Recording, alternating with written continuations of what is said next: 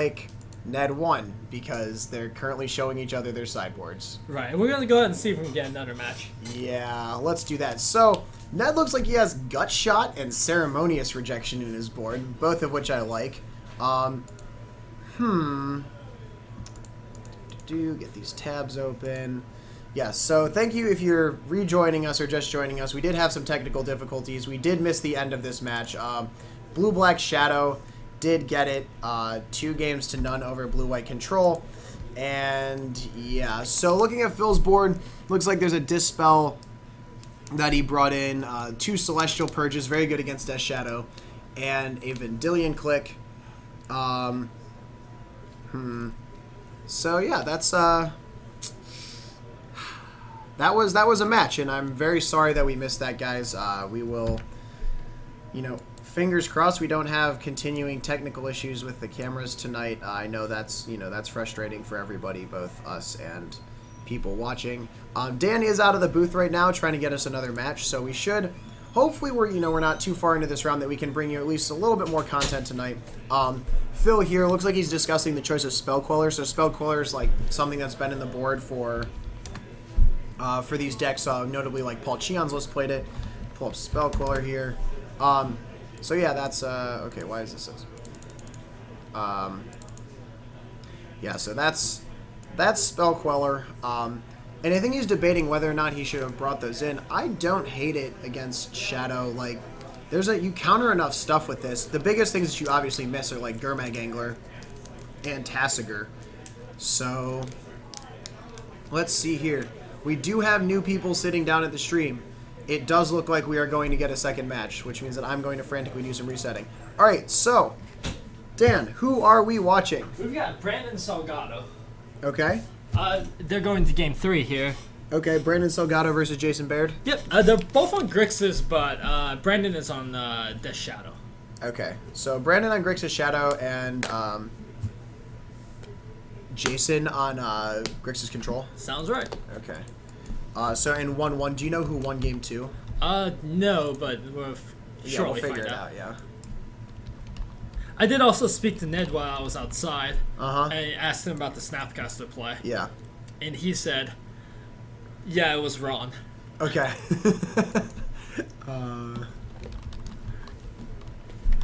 So, yeah, perhaps, picking a non-optimal line. But he did get to play the Serum Vision, right? Yeah, I mean, like, it's not like he forgot that he had flashback Serum Visions. That has happened to me before, where it's like, play Snapcaster, target this, whatever, and oh god, what have I done? well, it's a weird... It's a not common line where you where you play Snapcaster, target something, and don't immediately use it. Agreed. So, looking at Jason's hand, he's got like a Bolt, a Terminate, a land, and some stuff. I can't tell what's in Brandon's hand, but he's got at least one land in there. So, we'll start off with a Bloodstained Mire Crack. One thing that the Grixis Shadow deck can bring in that's like ludicrously effective against Grixis Control is you can bring in Lingering Souls out of the board, which is really lolsy when your opponent's just like, oh, like I should be, I'm Grixis, I do 1-for-1 things. So you're like, cool, I'm Grixis, except that I have this White Splash and I have Lingering Souls. Like, like if you resolve both halves of a Lingering Soul, it's very difficult to lose the game. Right. I mean, the Grixis deck probably is going to also bring in cards like Damnation, so you're not, Maybe, but they don't play that many Damnations. No, you're absolutely right. Okay, so one-landers. I feel like there's an argument for taking the Serum Visions here. And it's like actually a pretty good argument. Yes. Like you either take the Serum, you might take the AV too, but I really am interested in taking the Serum Visions. Like if he doesn't have, like you could seriously just like end this dude. Yeah. But I guess maybe he will automatically draw out of it eventually, so you have to have the pressure.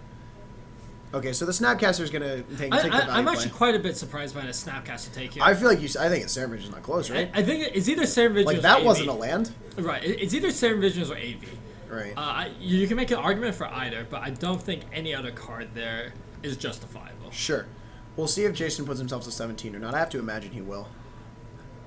The thing is, because Jason's on the draw, he's going to have at least 2 looks to try to find a second So maybe land. just take the AV not close then. Right, because here, if you take, like the Snapcast, for example, Jason just plays the AV and eventually will draw out of this. Yeah. Okay, actually, although Jason isn't, so like he did rip a land there, so like maybe my take the Serum Visions like an animal play wasn't right. So now though, if you have Inquisition and you take the AV, like how do you ever lose? Yeah, so I disagree quite a bit with this play that Jason made. You think you should spend AV there? If you have a deck with AV in it, you really need to prioritize playing it as soon as possible. Sure. Even though you're not sure about what your top card is and if you're going to hit your second land drop. Right, because, there's the argument. If you don't fire off the Serum Vision now, the Scry means nothing next turn, right? You're looking for turn 3. But I think that's a price that you're willing to pay. Right. You're also not passing turn 2, not doing anything. You do have the Serum Visions. But Jason may have also taken the line of, I really need to resolve the Serum Visions if we're going to move forward in this game. Agreed. And if Brandon, has another Inquisition or something, you might just instantly lose the game. Yeah, I don't know. It's a tough decision there. I do think though that taking the Snapcaster was maybe a little bit like not what you wanted to do. Taking the Snapcaster is only defensible if you think the game is going to go incredibly long.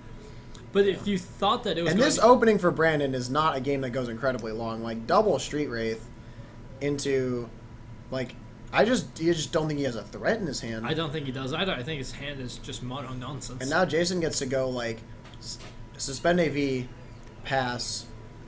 Notably not playing the engineered explosives for 1, which would have been cute, but also could have gotten Stubborn Denial, which would have been really, really bad. So draw step is Blood Crypt for Brandon. So actually Brandon's gonna go to 6 here, and so all Jason needs to do is draw a red source and another bolt and just like end him.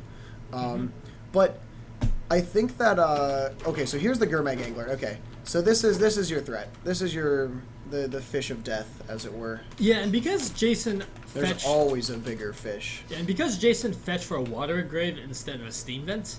I mean, he needs black and red, right? Right, but he did have the bolt in his opening hand. Yeah, that's true. We also had the Terminate. Sure, but, if you fetch a steam vent, you can at least cast one of them, right? Yes, but, like, is the bolt ever going to kill anything? I mean, Jason could have, bolted Brandon end step here, and then if he rips another bolt, he just wins the game. That's true. Ooh, he does mill his Blood Crypt, though, rip. And gets a cryptic off the draws a comically unplayable cryptic. Yeah, that's not castable for a little while. But I mean, Brandon's life total is fairly high, so he's gonna have some time. And Jason's life total is high. Brandon's life total is very low. Jason, yes. Okay, he also has Terminate up. Incidentally, though, Brandon does have double Stubborn Denial. It's really hard to lose when you have double Stubborn Denial. Yeah. Jason's gonna be taking some number of hits here. At least 2. Draw step is what looks like a Dispel. Jeez. Attack you for 5. Alright, Jason's not even going to bother trying to resolve this. Yeah.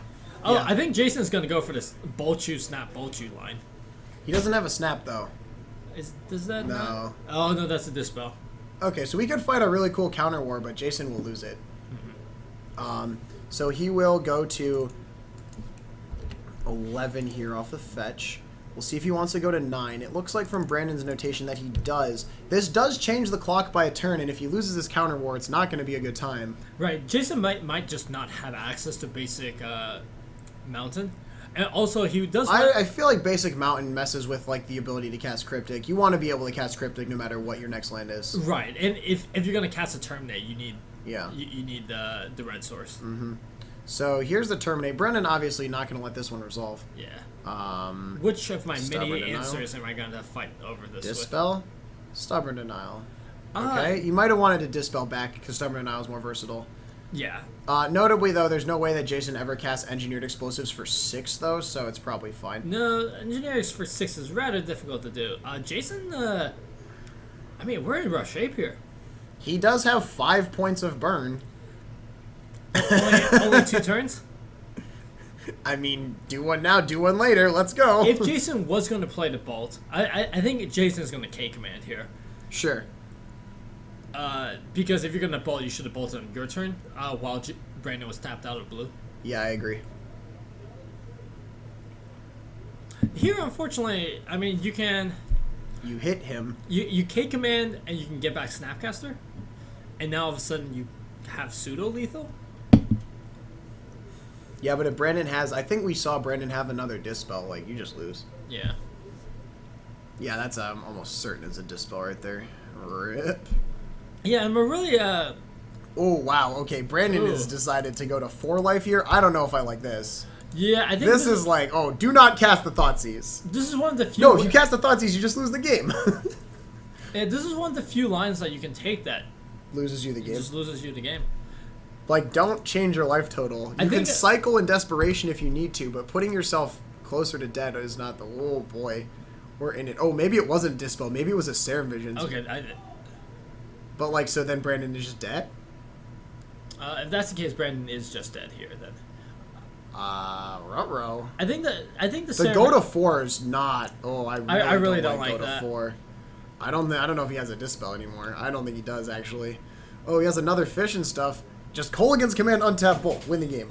Mm-hmm. I mean, or lose the game, but like you're gonna. You know. I mean, we're low enough now that that's the only play we have. Yeah. That's the only winning line. That cycle is really gonna bother me. You cannot go to 4 here, Yeah. especially when you're 1 turn away from killing him. Okay, here's the Kolaghan's Command. Shock you, get back Snapcaster. Is what it looks like. Brandon's like, huh? Maybe I'm just dead. The answer is yeah, you're just dead. This was an avoidable loss. You just like don't cycle the last Street Wraith. Yeah, I think that was just a little bit too aggressive. You know your opponent already has a bolt, so you put yourself at 1. And you weren't under any pressure where it's like I have to draw something this turn or I lose the game. You can cycle in response to anything. It's the beauty of it. It's an instant. Right. Like you can play it whenever. So if you really need to draw, yeah. So that's gonna do it. Looks like Jason bared Grixis control, gets it 2 games to 1 over Brandon Salgado. Yeah, like the intricacies of lines like this, I think, really reward or punish players. Right? Like there's not a.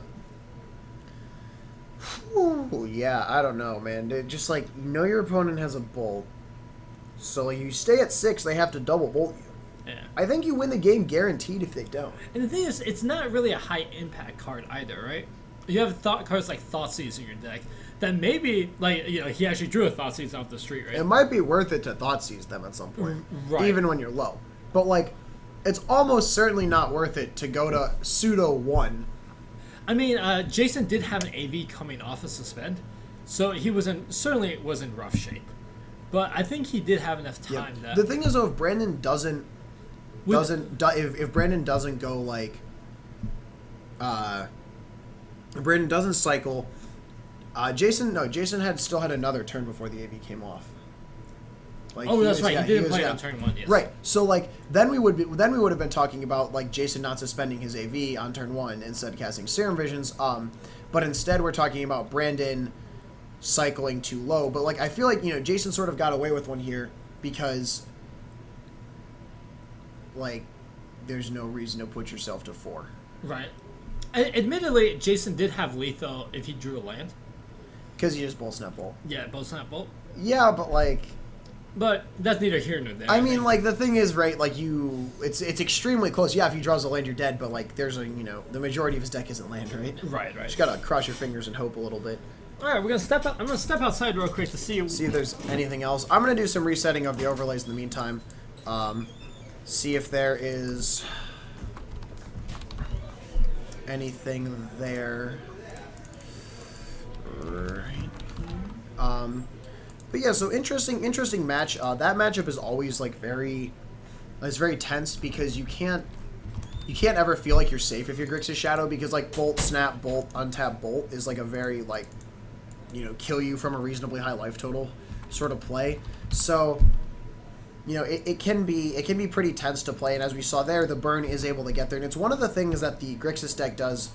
With their reach is just like you can really punish the Death Shadow decks if they go low enough. Like most Death Shadow players though do understand sort of the dangers of you having 4 lightning bolts and some number of Kolaghan's commands in your deck. So it's not guaranteed that like you might not want to put yourself that low, but sometimes it's a choice you make just because like I have Thoughtseizes and if I cast enough Thoughtseizes my life will be low. So all right, yeah, Dan currently out of the booth.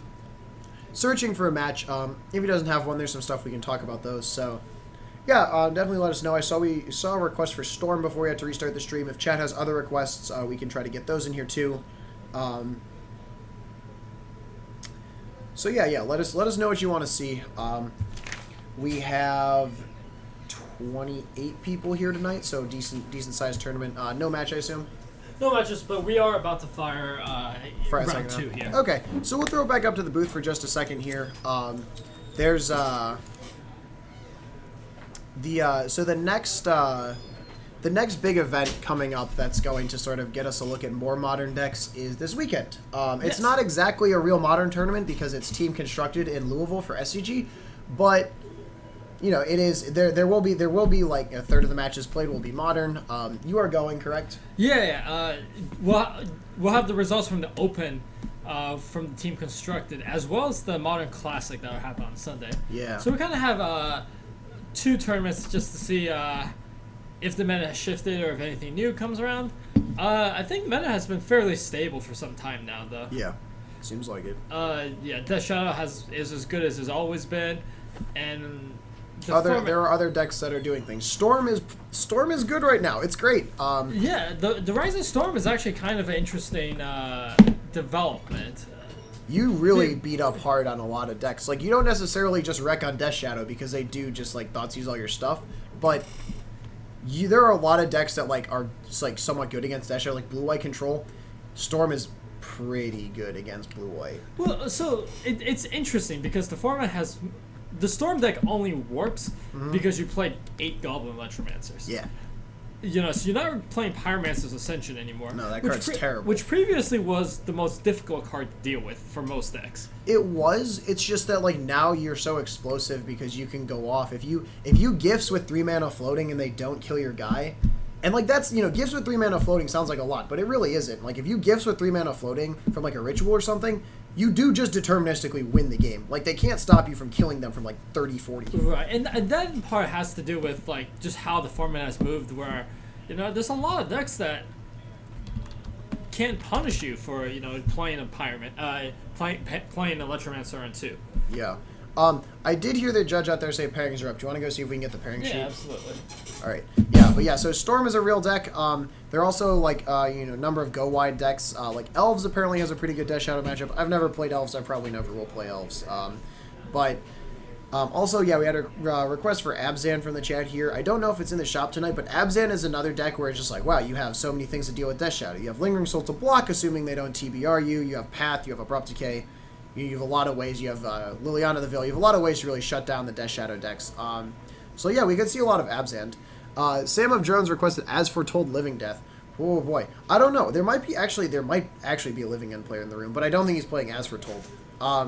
There is also someone I know who owns the cards but didn't bring the As Foretold Conley Woods deck where you just like wheel a bunch of times. I don't know. That deck looks goofy as all hell. So we'll see when Dan comes back with the pairings. So yeah, once we get those, should have a second round on the way for you in just a moment here at MTGCardMarket.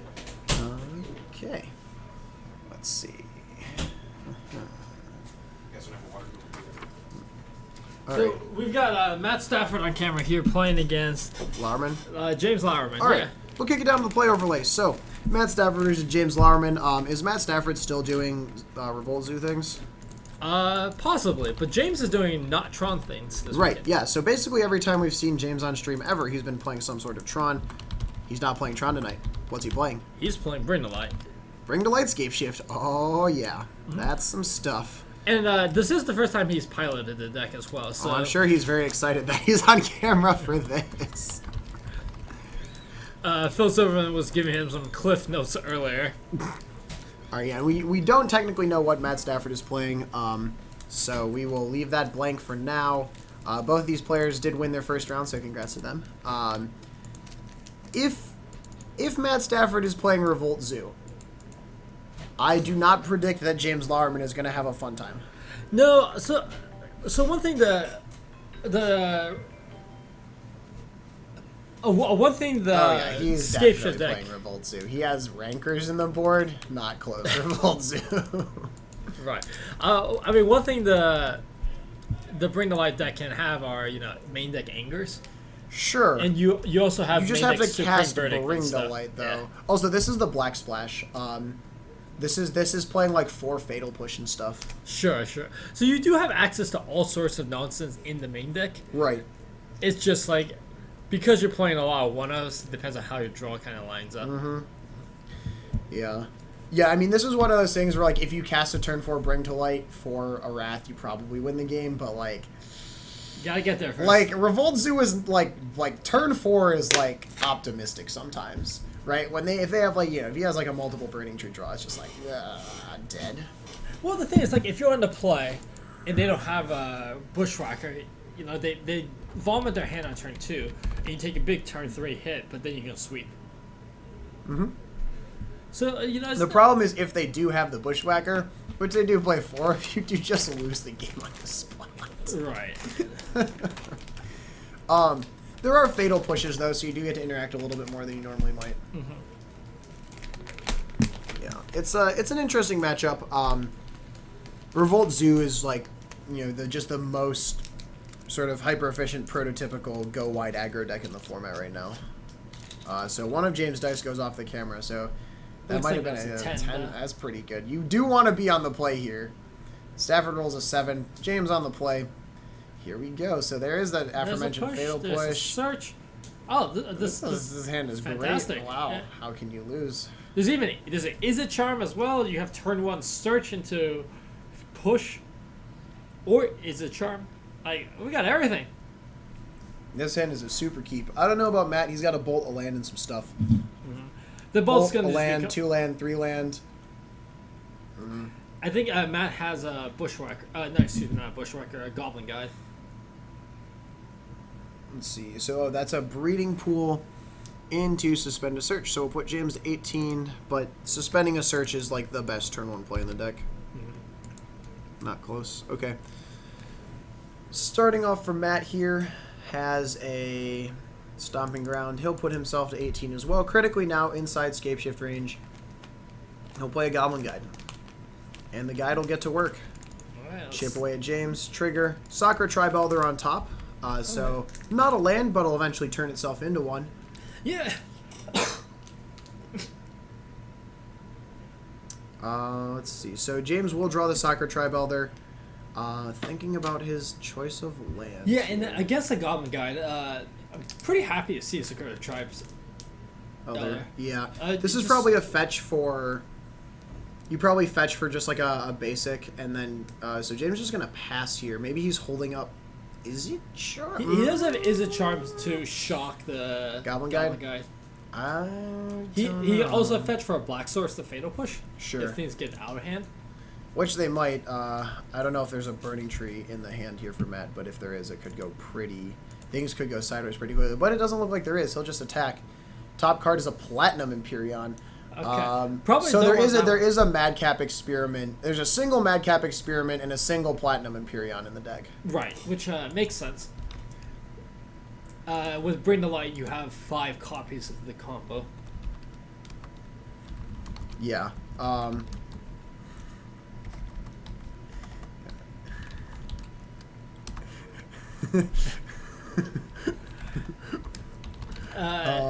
So this will be... So James will shock here, go to 13. So basically taking the Goblin Guide hit, but also getting it off the board. Back over to Matt. He's got a Gore Clan Rampager in hand, and also I think I saw an Experiment one. Yeah. So Experiment one and go. Untap from James. Ooh, forgot the search trigger. Oh no, it's a disaster. Yeah, James fortuitously didn't go for the Is It Charm shock. You would have been blown out a little bit by Gore Clan. Yes. James they realized. finally realized. Okay, Matt's so gonna Matt's be a gonna good give it to him. Yeah. You know what? I understand. That's legit. I feel like, I believe there are cryptic commands in the main deck here too. At least I believe there are. So there are 3 cryptic commands. So you want some amount of triple. You want some amount of triple blue, but it looks like James does have another Misty, so that's okay. He does also have blue, green, black, so he just needs red, and he'll have he'll be able to cast a Bring to Light for a bunch. So Yeah, not a huge fan of how James tapped for this. It's not going to really matter, but Yeah. you do have a forest there. so here, okay, so Matt draws a Hidden Herbalist. Actually, this does matter quite a bit because James has a Remand in hand. So this... He can fetch down the Misty, right? Right, but this like locks you into like fewer choices. Sure. Into what we can fetch. Yeah, you can all... Okay, so here Matt's going to fetch... Probably going to fall to 15 if I had to imagine. Maybe he'll get a basic, who knows. You know, one card that Matt I don't think can beat Is what? is the Mirror Superior. The Platinum Imperion? Platinum Imperion, yes. Mirror Superion, beatable. Platinum Imperion right now, I think this is unbeatable because I didn't see a single path in Matt's deck. He's probably got on board, although it is critical that he flipped that, right? Because now he'll be like, maybe I should board in like Smash to Smithereens or something. It's a little too narrow, right? I agree, but like, how else are you gonna not lose the game? Have Path to Exile. Sure. 2 mana. Oh, here we go. I think this has to be remanded here. Yeah. Matt pointed to the Experiment 1 trigger, and I think James is gonna tell him to hold on here. Hold the phone. Yeah. So one thing that's really important here is Matt kind of blew his Revolt Enabler. The fetch? I don't know if Matt has another fetch in hand. Right? That's actually kind of And important. yeah. So now he can't really even attack because the Experiment will just get blocked. Right. I mean, if he has another, like, Renegade, he can evolve the Experiment 1, but other than that, like... He's just going to attack and offer the trade here. James is not going to trade and instead going to choose to block and sacrifice. Yeah, James has a lot of incentive to... Just keep getting lands. So now he has the 4 colors needed for Bring to Light. He doesn't He has have, black. He doesn't have access to white, though, so he can't bring light for 5. None of these decks are trying to Bring to Light for 5, though. You choose white or black, Well, and then you add it to Rug. It's good to have your options open. I literally have never seen a Bring to Light deck that like a Bring to Light Scape Shift that wants all 5, though. You choose white for like... You have white for like Path Exiles, but there's just nothing on 5 I think that you want. Also that. Yeah, there's you can get a Thrag Tusk. Like, Alright, so James, thinking about what his land is going to be, looks like it'll be the tapped Valakut. Sure, okay. And... Yeah, James is a little bit flooded out here. He's got enough Steam Vents in hand, not much else. Yeah, I don't know what he's got. Oh, Matt's he does have Izzet Charm. Matt's gonna bolt him. Put him to 9. Seems fine. It's not, I don't think the bolt's going anywhere else. Yeah, and let's keep in mind that James has only taken 1 hit from Goblin Guide. Or no, he took 2 or 3, I believe. No, Okay. because the second one got the second attack got pushed. Sure. Okay, so here we go for Matt. He's gonna play a Hidden Herbalist with no Revolt. James has the Snapcaster. He could Snap Remand this, trigger the Experiment 1, and now Matt will just get to Surge or Reckless for... I think this... If this has to be Snap yeah, Remanded. if James has a Snapcaster, this... He does. Yeah. It's fine. It's Snap Remand all day. Right.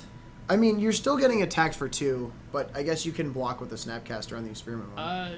Yeah, I mean, you instantly offer the block. Yeah.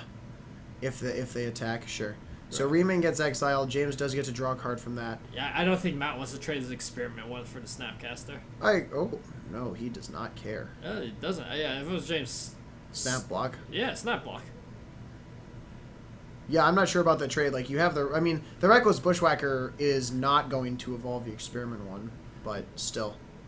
Yeah, now if Matt can draw a Burning Tree, he can attack for a mountain of damage. Yeah, so the problem here is that he doesn't... Matt needs to actually draw land so he can hard cast 1 Bushwhacker and play the second for its surge cost. No, all Matt needs... If Matt draws a Burning Tree, he can sure. He can just play out all 3 cards. James gonna cast a Farseek. Yeah, if he draws a Burning Tree, he can do everything and Gore Clan. Yeah. So, like, big yikes. And James is gonna Farseek for a Swamp, and that is not something you can... Can you not Farseek for swamps? You can't Farseek for forests, I thought. I remember there was a caveat for which... Plains, islands, swamp, or mountain, right? Right, it was the forest. Forest You was can't the Farseek caveat. for forests, yeah. That's what fine. it was. That's fine. Matt draws a land. Great. We're in business. I mean, sort of, right? Like, we're not thrilled about this play, but I You're think... still attacking for a bunch. You're attacking for 8. Yeah, I think you're kind of priced into doing this because your clock is just too slow here. Yeah. We'll see if he has... I mean, hopefully... I assume he has another mana source. Yeah, he'll be attacking for 8, right? 4, 3, and 2. Oh, because there'll be one of them with double Bushwhacker. Yes. So 4, 3, 2 is 9. So that is... That is okay. lethal. Yeah. But James has it is a charm to shock. Yep. Does mean he's not going to be able to dig for Bring to Light with the Is It Charm, though. I mean, you're not dead, but, like, you're sort of... You're just delaying the inevitable, right? Right. That may perhaps was an incentive for James to actually hold on to some of these land in hand to Is It Charm them away. Because you do have to discard, too. I agree. So here comes Matt. First Bushwhacker, just like, whatever. You know, this is a 2-1 for 3. But the second Bushwhacker, no. So there's only going to be one Bushwhacker trigger. So this is going to be 3. This is going to be 3. This is going to be 2. So this is an attack for 8 here. Oh, correct. Right. I said 4, 3, 2. No, Yeah, it is, there's it not. is There, 3, you don't 3, get double triggers. So one of the Bushwhackers, the one that will be attacking for 3, gets Is It Charm. So this is an attack for 5. Yeah, I think I would have preferred killing the Herbalist. The Herbalist. Because the extra point of toughness. Extra point, they're both the same. Sure. Past that. James goes to 4. He's got about exactly 1 turn to rip this. A lot of live draws here. I think we're in Hardcast Empyrean territory, too. We are, if he does draw Empyrean. And then Matt Stafford truly cannot win the game. No, it looks like James hit a Cryptic Command instead. Okay, I mean, still fine, right? Still fine. It's going to be a redraw. So just go to attacks, right? Yeah, I think, James is going to have to tap this down beforehand. Yeah, and he does have triple blue somewhere in there. Triple blue, tap a swamp. Ooh, probably... Because, yeah, if he draws Fatal Push, Yeah. I think he might have drawn the Bring to Light. Ruh-roh. That feels bad. Yeah. Oh, get him. James does need to properly execute the Bring to Light, though. Matt Stafford will pass it back. James will untap. Give it a draw step. Did he delay long enough? It looks like he did. Put it on the table. Show him all 5. 2. And we have seen people... Mess it up. Mess up the scape Shift. shift. Yeah. Oh, yes, we have. But here... You need the blue, and you need 1 more. Okay, so he taps 1 of each basic. 1 of each basic. You are going to be able to cast this for 4.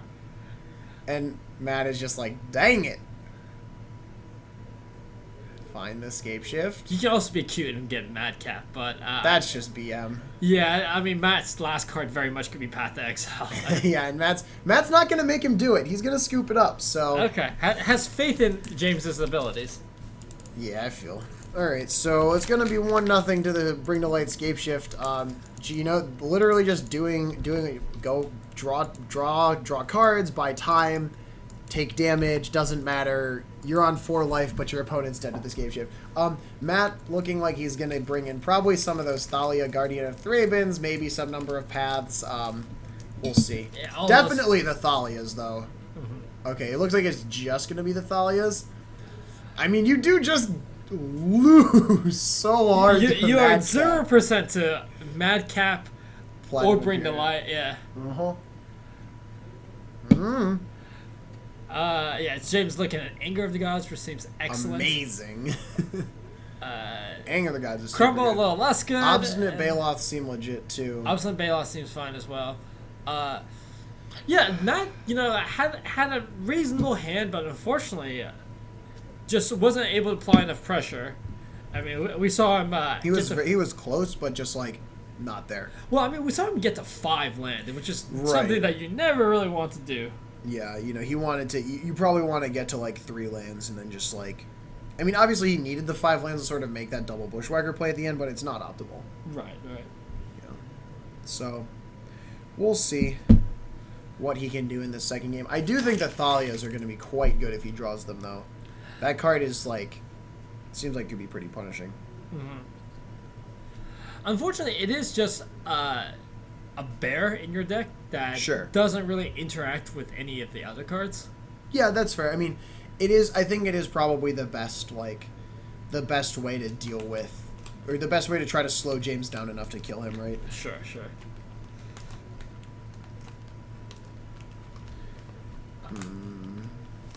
Yep. So Yeah, being on the play. being on the play also help, right? It's gonna make some turns a little bit more awkward. Like if you play, you will get your turn 2 Thalia in play before they can, play a Farseek on 2, and then Yeah. it can make the sequencing kind of awkward. It is kind of a cute interaction with search for tomorrow. They suspend a search and the search comes off and like, you sure you want to pay for that? Like, Yeah. this is not free anymore.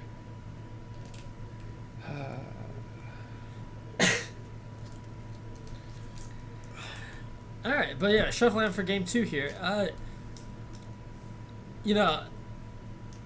Matt certainly has the ability to just have a nut draw and then run James over before you can assemble anything. Right, that's the thing. If Matt has like the classic like turn 2 or turn 3, like play two burning trees and then just attack with a bushwhacker, like that's just so much damage that James like has to basically have anger immediately or lose.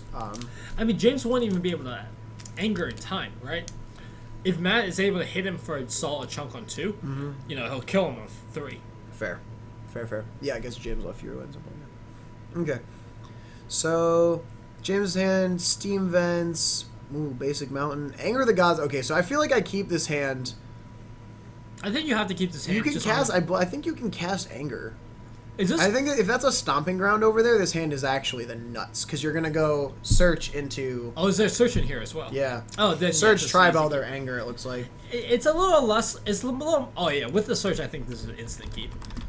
It's a little loose if you have. Only, I don't know if he has a green source, but. No, just a stomping ground. Oh, this hand is amazing. How can you ever lose with this hand? Yeah, it's a little loose if it was a 5-lander with just. Sure. Anger and Sakura, but I think you even keep that. Yeah. No, Anger is just so good in this matchup. Matt will probably go into 17 here to fetch up a something or other. See what he Probably wants. a stomping ground.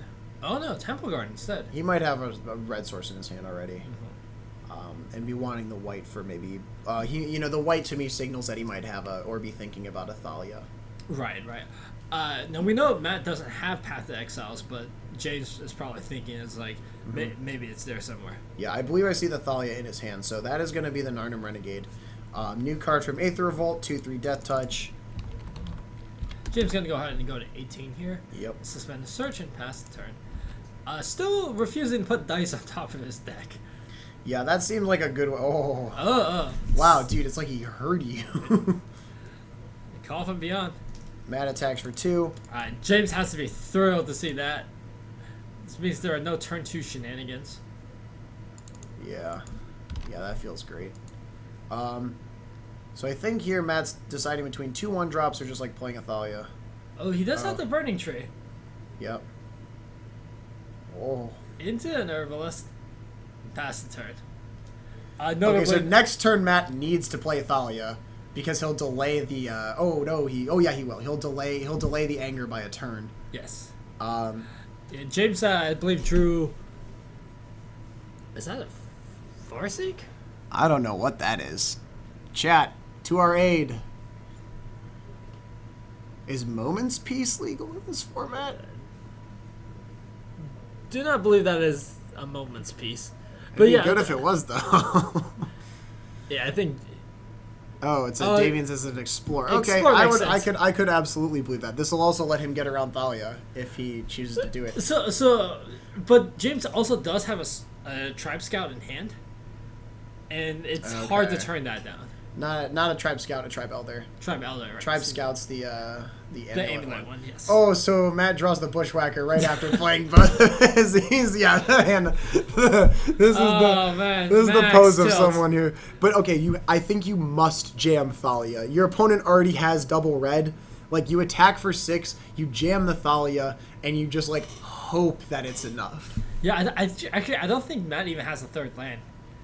Then you play Thalia. If Matt did have a 3rd land, he has another Narnum. Oh, don't Atarka's Command. Oh, please. No, I think you have to play the Thalia here. Oh, no, we were deceived. Okay, so this is going to be +1/+1 deal 3. So James goes to 13, and then he'll take another 6 from the attackers. So he'll go to 7. But then, and maybe by not playing the Thalia, like you play the Thalia after or something. I don't know. Just like this Anger of the Gods is going to get a pretty good trade. Right, like, I'm a little confused by Matt's decision here. Because, like, yes, it's tempting to get into extra 2 points, but the whole point of boarding into Thalia's is... Oh.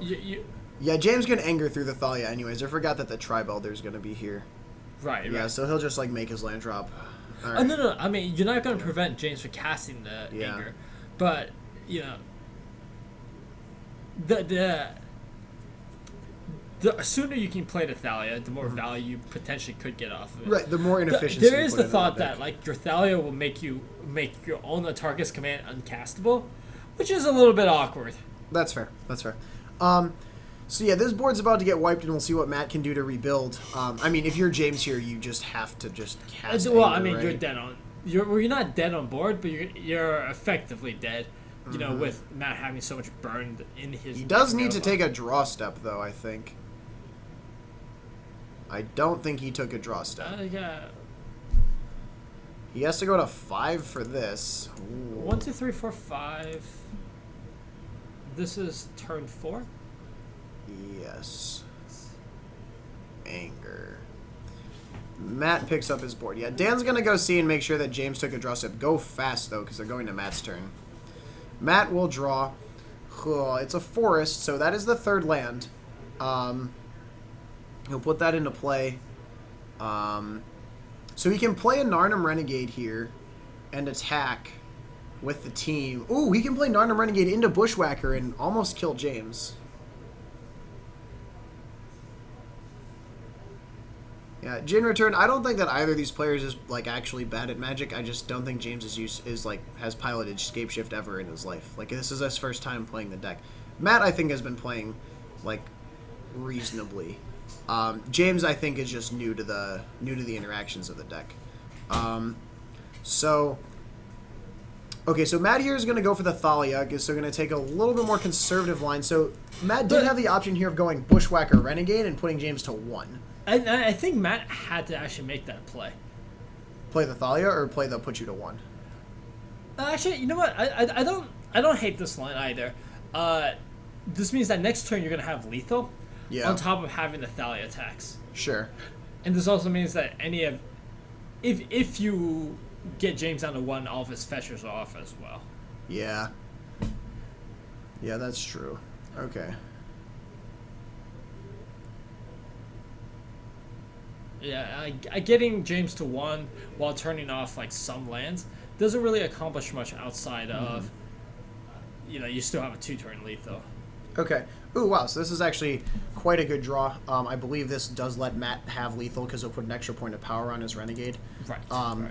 So he'll go to 12 most likely to search here. But yeah, he'll go Renegade into Bushwhacker, and then the Thalia will attack for 3. The Bushwhacker will attack for 2, and the Renegade will attack for 3. James can only block one of them, and I don't think I see removal. So he is going to take 5 guaranteed. If he didn't draw the fetch land here, he would be able to chump the Thalia, go to 1. Right. I'm a little surprised James didn't fire off the Explore if there was nothing else. It he might, was gonna or do. the channel suggested it might be an explosive vegetation. Actually, I think that is what it's an old art explosive vegetation. Okay. So trigger, get this, and here comes the Bushwhacker. Last card Bushwhacker, folks. Do we remember the trigger? Oh, we absolutely We remember the yeah. trigger. And attack. Yes, attack. Yeah. Jam. Okay, I mean, you don't play this deck to not attack, right? absolutely not. Yep, James is going to scoop it up. We're going to go to game 3. Yep. Okay. So 1-1 in the books. Matt recovered pretty well from the anger there. Yeah, no. I was actually surprisingly surprised that you figure when you pull out a big board like that, but he wasn't. It's not like he got James to 6 and then just got angered on 5 creatures. He still had 4 cards in hand when James angered. Yeah, being able to deploy the Thalia, unfortunately, didn't do a whole lot. If I was Matt, I might consider boarding them back out. Yeah. I would genuinely consider having an out to Platinum Imperium. I I think so too. I think that's a very reasonable thing to have. You saw it game 1, and currently you're 0%. Yeah, you can't beat it. Sure, you could quadruple block it, but James is never going to attack. Just never attacks. Also, never never blocks with it either, so you can't like Gork land them. Well, yeah, why would you block? Your life total can't change. I swear bumping the knight's really good. Well, life totals can't change, doesn't matter. Yeah, life totals can't. It's not you can't take damage, it's that your life total literally, you can't actually activate fetch lands either. Right, it's very awkward. I remember the first week that Madcap came out, didn't realize it turned off his own fetch lands. Yeah, it'll mess you up. Mm-hmm. Fetching was like whole priority, crack these fetches. Yeah. But yeah, I like not having an answer. You've seen it, you saw it, like you have smashed a smithereens or path in the board. I mean, get those. Matt's line of thinking could be like, I'm just gonna kill you before this is relevant. It could happen turn 3 though. Yes. Although likely there's only one Madcap. There's only one Madcap, so realistically it happens turn 4. Hey, if you have it, you have it though, right? Yeah, if you natural draw your one-ofs, dude, natural drawing your one-ofs in Modern is really good, actually. It's just like, oh my god, I get to win. It's like, when I play Grixis Death Shadow and I draw my Ranger of Eos post-board, it's like, ooh, this is a one-of, and I win. Yeah. Man, what a card. Alright. We're shuffled up here. James is going to be on the play. Let's see what his 7 looks like. Yeah, being on the play, I mean, both players have 1 on the play. That's obviously not super solid statistically, but, like, it does matter a lot, I think. Yeah, the context of the hands that they I both think had, Matt's though. on a no-lander. The context of the hands that we saw, it Right. ended up not mattering, but being on the play, when you have Remand, super important. Being on the play with 3-man feels great. Being on the draw with 3-man is awful. Like, he's like, oh, wow, this spell would have been, like, it's just Time Walk on turn 2, right? You just hold it up and Time Walk them. Right. But, like, if they already stick something, it's like, what was the point?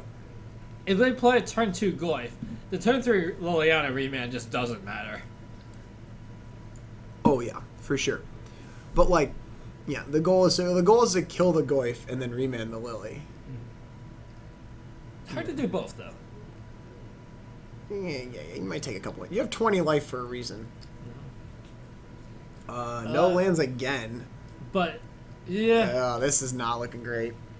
Like, going to 5 on Revolt Zoo is just like... The problem is you need a critical mass of cards. Yeah, you need a critical mass of cards, and you also need lands to play the cards with. And if you don't have...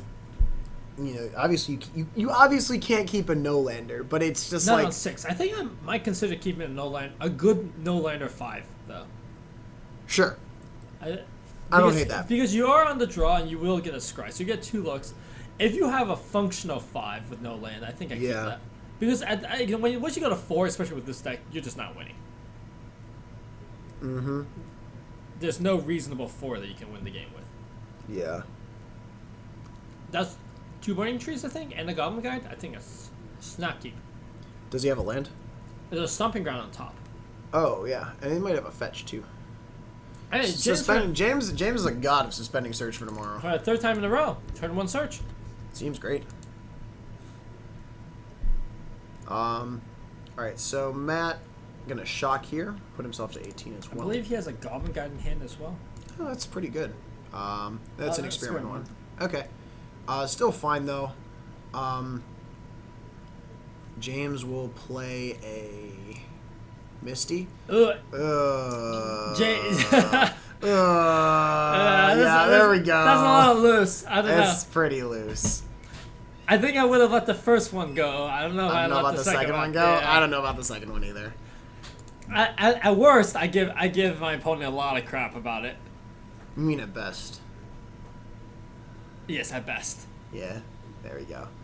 All right, so we'll go with searching for a land. It'll be a Sacred Foundry for Matt.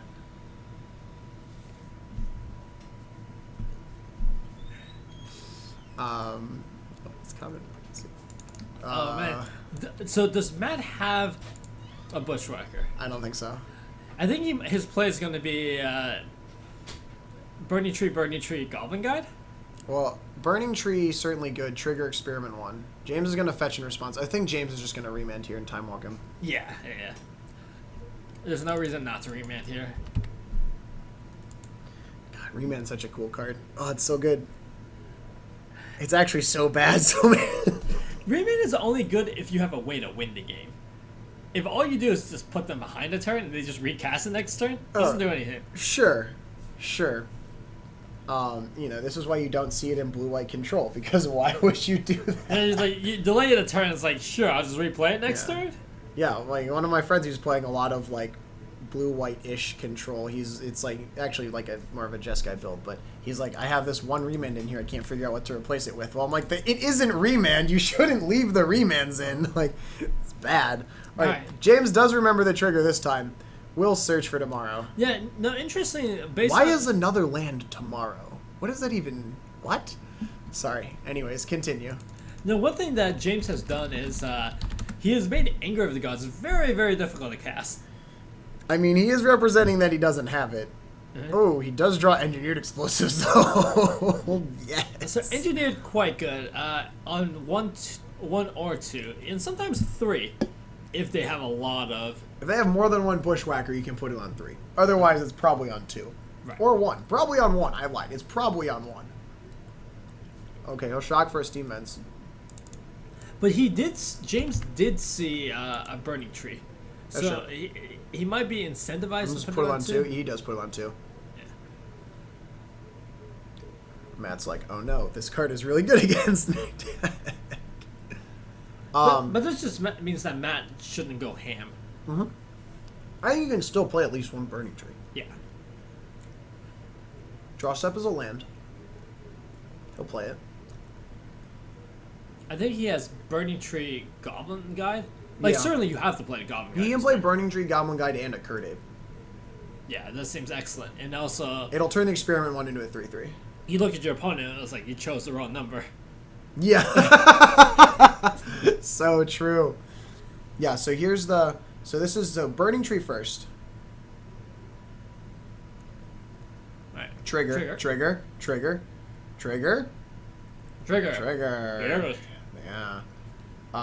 Put in a Goblin Guide. Put in a Wild McGowan. James regrets everything. Holy Is there a Curd Ape? There's a Curd Ape in hand. I think I'll probably do it after. That's an Explosive Vegetation on top. Matt's going to read that. So Matt still can play the Curd Ape if he wants to, like, the ultimate rub-ins of, hey, you picked the wrong number. Yeah, so this is an attack for 5. It does currently look like an attack for 5. All right, James. Keep in mind, the Experiment 1 Regeneration Shield is on, too. Yeah, that's a good card. All right, I think you just run it out. I don't think you can beat a Sweeper. I don't think you can beat a Sweeper with just a Curd Ape in hand either. I think you should do it. Oh, this Engineered Explosives feels so bad. He's just gonna pass though. Does he have lethal on board? 1, 2, 3, 4. Oh yeah, he has 10 on board. Okay. But not, he doesn't have lethal if the Burning Tree dies. Which is... Okay, yeah. Wait, actually, I don't like James untapping and not cracking the explosives. That just feels inefficient to me. Yeah, you really... I mean, I really don't. I really think you have to crack there. Yeah, as bad as that feels, like, there's just not very many 2s that are going to matter. Yeah.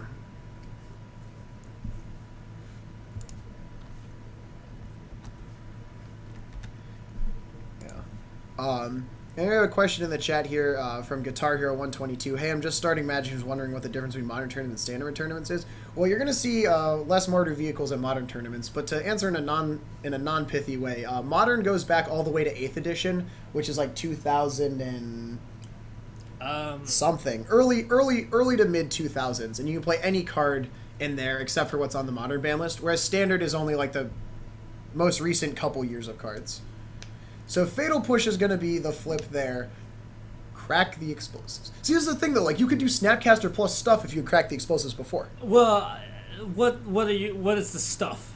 I don't know what the stuff is, but, like, there could have been stuff, is all I'm saying. Okay, so bang. That gets cracked. You gotta crack so the we're explosives. still taking 1, 2, 3, 4, 5, 6, 7, 8. We're going to play Ambush Viper. This is fine. You get to block the Goblin Guide. You still take 6. Still go to 3. Oh man, you do super lose to a Tarka's Command. Well, I mean, the Snapcast should be dead. Well, I mean, you just lose to, like... Everything? Everything. Oh, he has a Bring to Light. Oh, he's so close! No, he's there. If he brings light, he wins the game. He doesn't have enough lands. You bring the light for Madcap Experiment. Oh God, no, Matt Stafford, please. You bring the light for Madcap. If you bring delights for Madcap, oh no, oh no. Ultimate pun. Look at James, just like, wow, I bought. What? What? Did he board it out? On what planet do you scoop? Alright, well, you know. Go find out. It might not have been a bring the light in hand. I'm pretty sure it was a bring the light. Oh God. Oh no. What have we done? Alright, well, we're gonna... easy Jin returned. Like... I frankly, I don't know, but like I say, chat, I understand that this was not optimal, but just, you know, let's discuss this in a way that will encourage positive growth instead of just shitting on people. I mean, I agree that I think there's probably an anger in there. I mean, Jin Return, without one hand you can play better, but like, if you don't have one hand, you can still, like, play Magic. You just have to, like, have a different way of holding your cards and playing them and stuff. But I take your meaning. Like, look, not optimal. The lines that James took there, I think he did maybe have out. Almost certainly had outs with the Bring to Light. He's not super familiar with the deck, and frankly, we might have done a little bit of a disservice to him by putting him on camera, because normally when he plays Tron, he plays it exceedingly well. So I mean, like, deck familiarity is definitely a factor in Modern. Yeah, like this, it happens. Obviously, like, having it happen live is not, like, on camera is not great, but like, mistakes like this do happen, and it's important to learn from them instead of just, you know, instead of being entirely negative. There can be a lot of negativity, but at the end of the day, this isn't just like, oh, this person is terrible Magic. This is like, you know what? Maybe this person didn't know as well the contents of their deck as they should, but like, that happens. It's Modern. And if we're gonna get mad at people for playing new things, then like, I don't really like that line. So Looney Pizza 2, in the chat here. So the mistake was that Bring to Light was in hand for James, and it's your day off from the dice bed, Jeff? So Bring to Light was in hand for James, and he could have cast this to get any number of cards out of his deck. So if you see, like, so he had all of his colors in play, so he could have searched for any instant creature or sorcery card with CMC 4 or less and played it, which would have let him cast something like Anger of the Gods, which would have killed most of Matt's board. Not all of it, but a good lot of it. Dan is back. Dan, what's up? So we've got about 12 minutes left in the round. Did you talk to them at all? Yes. So let's chat. So how'd that conversation go? It was a Bring to Light in hand. Okay. And James is just fairly new at this deck. Okay. Forgot about the Madcap line. Also forgot about the Anger line, though. Yeah, he boarded out his Wrath, though.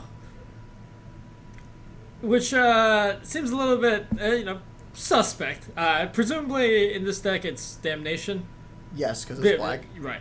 But yeah. I'm extremely confused. He boarded out Damnation? Yeah, it sounds like it. But yeah, okay. Forgot he could Bring to Life for Madcap Experiment. Bring to Life for Anger of the Gods also would have been fine there. You do leave we talked about that in the chat as well. You leave the Experiment one alive, but I mean, having a 1/1 on board is, certainly a lot better. Yeah, than just losing. Also, Matt saw the Platinum Imperium in Game 1 and just forgot about it. So did not intentionally make the decision to not board in Path. Simply forgot about it. So yeah, had not punished, not but punished. Also shame on you. Had James just like bring the life from Madcap into Platinum Imperium, he could just deck. He could just deck Matt. Never mind like drawing Valakis or something. Just like Okay, we're just gonna pass for the next 40 turns. I feel like James has pulled more cards out of his deck though, because he's remanded at least once. Oh, sure. He might actually have to do something. And bring to lighting for something, and madcapping. If he just plays the lands in hand, like he has 2 Valakuts. Eventually He's just he'll gonna like double naturally. Yeah. Okay. Play. That feels bad though. Yeah, it's a little bit unfortunate, but again, like Bring to Light is certainly a deck that has a lot of different lines depending on how you build it. Bring to Light is a hard card to play with. It is a very hard card to play with, and there are it's sort of like quarter calling decks, right? There's a ton of stuff you can search for, and it's often very easy to forget that you have access to certain lines.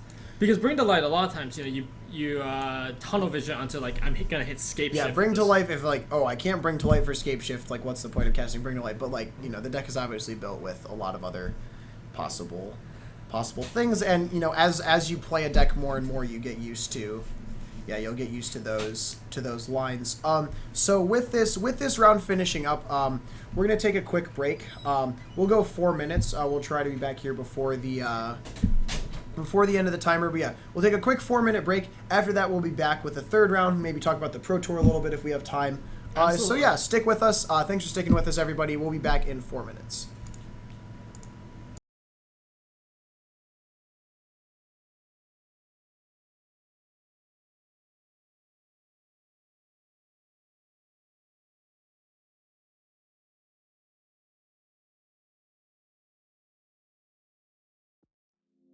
Blind devotion, empty notion.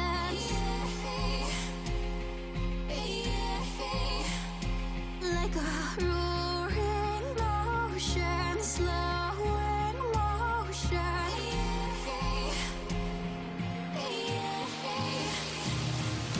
Lay down your troubled mind. We are holy guide, and will kindly cease to be as we intertwine with their universe and its cosmic symphony.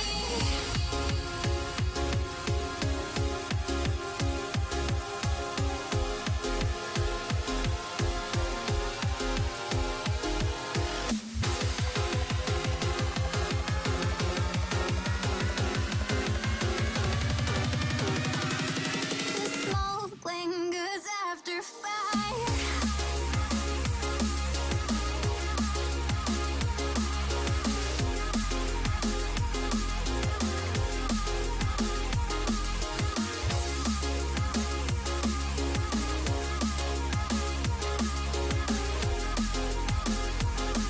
The smoke lingers after fire.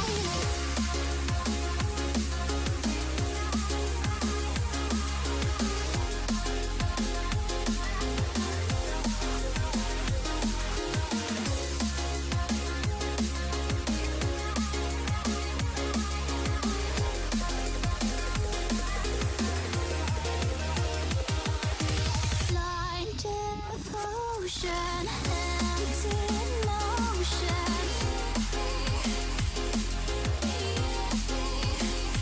Like a roaring motion, slow in motion.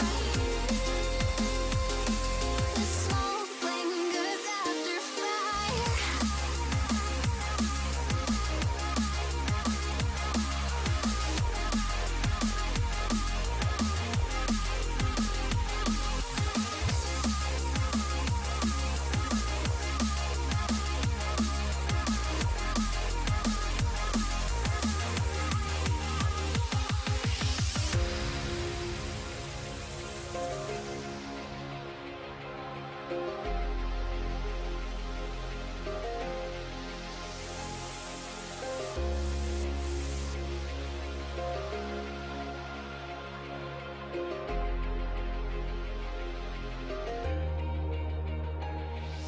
Lay down your troubled mind. We are holy guide, and will kindly cease to be as we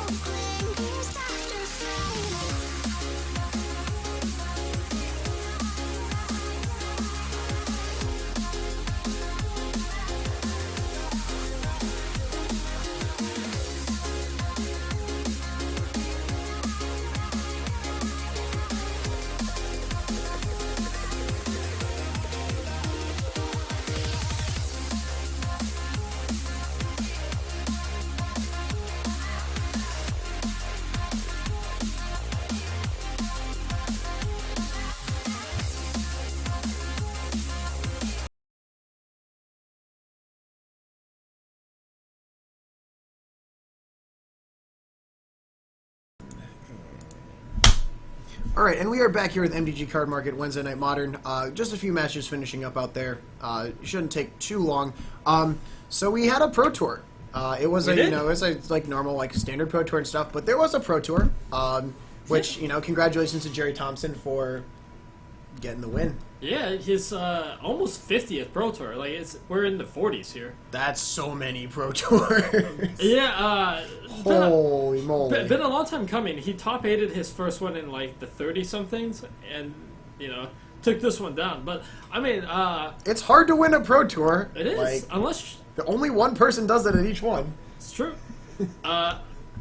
Even top 80, of course, is like an accomplishment, unless you're like PVD. And you just top 8 in which case every you time. top 8 like 15 of them or something like that. Right. But yeah, quite an exciting weekend. A lot of different storylines, both in terms of the game and just like people in general, right? Yeah, and I have to say, sort of like as like a level 0 storyline, Mardu did not dominate the Pro Tour, and Wizards must have been just like thanking the gods that didn't happen. Yeah, but I don't know if they're thrilled by what replaced it, right?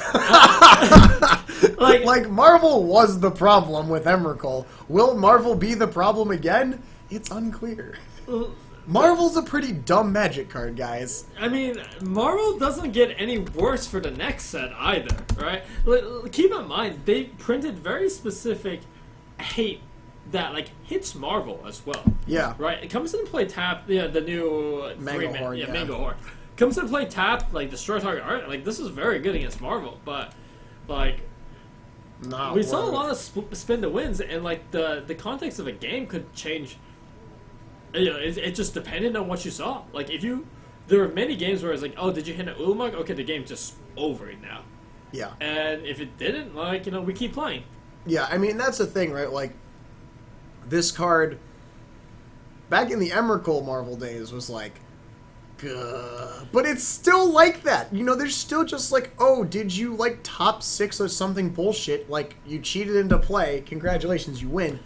And the problem is, it's not just cheating in play. Tilted. Right? It's a cast. You cast this card. Right. Oh yeah. I mean, this is the other thing actually. So I'm gonna go off a little bit, but sure. Like this is what I don't understand is like you make cast triggers so that like when you actually cast it, you get like a dope benefit, right? Like Ulamog. If you cast Ulamog for real, like there's a reason that Show and Tell doesn't have cast triggers on it. I don't understand in the context of you are making Magic cards, how on earth you can possibly think it is okay to have this cast the card. There's so much energy support. It's not like getting 6 energy is like non-trivial. Like you can get that in spin turn 4. Like, why is this a cast? My thinking is that they must have thought that 6 was a much bigger tax than it ended up being. Like, if this wasn't 6 instead, if this was 10, for example. 10 is a real cost. Okay, 10 is real. But, like, you can get to the point where you, like, spin end of turn, untap, spin. Right. So the thing also is, like, if you hit, like, the Puzzle Knot, a Wood Weaver. Yeah, we'll pull that up here, because that card is definitely not super well known. But the thing is, like, if you hit that, you almost... you pretty much just rebuy a spin next turn. Yeah. So there's a lot of respins and stuff. Actually, this actually gets you 1 energy ahead. Right, because you sacrifice it and it gets you energy. But, so, this is just a very unfun mechanic to play against. And the fact that it's dominant in the format is somewhat concerning. So, like, it takes a lot of the skill and enjoyment out of the game. It feels to a certain extent like you're just rolling dice. It's like... Yeah. Is there a way to do this where you... Okay, there is a way to spin it on turn 3, but you have to go... You have to go attune with Aether, and then your second land's an Aether hub, and you play a Servant of the Conduit, and then your third land is another Aether hub, and then you play it on 4 or on 3 and spin. Because you get 2 from the Servant.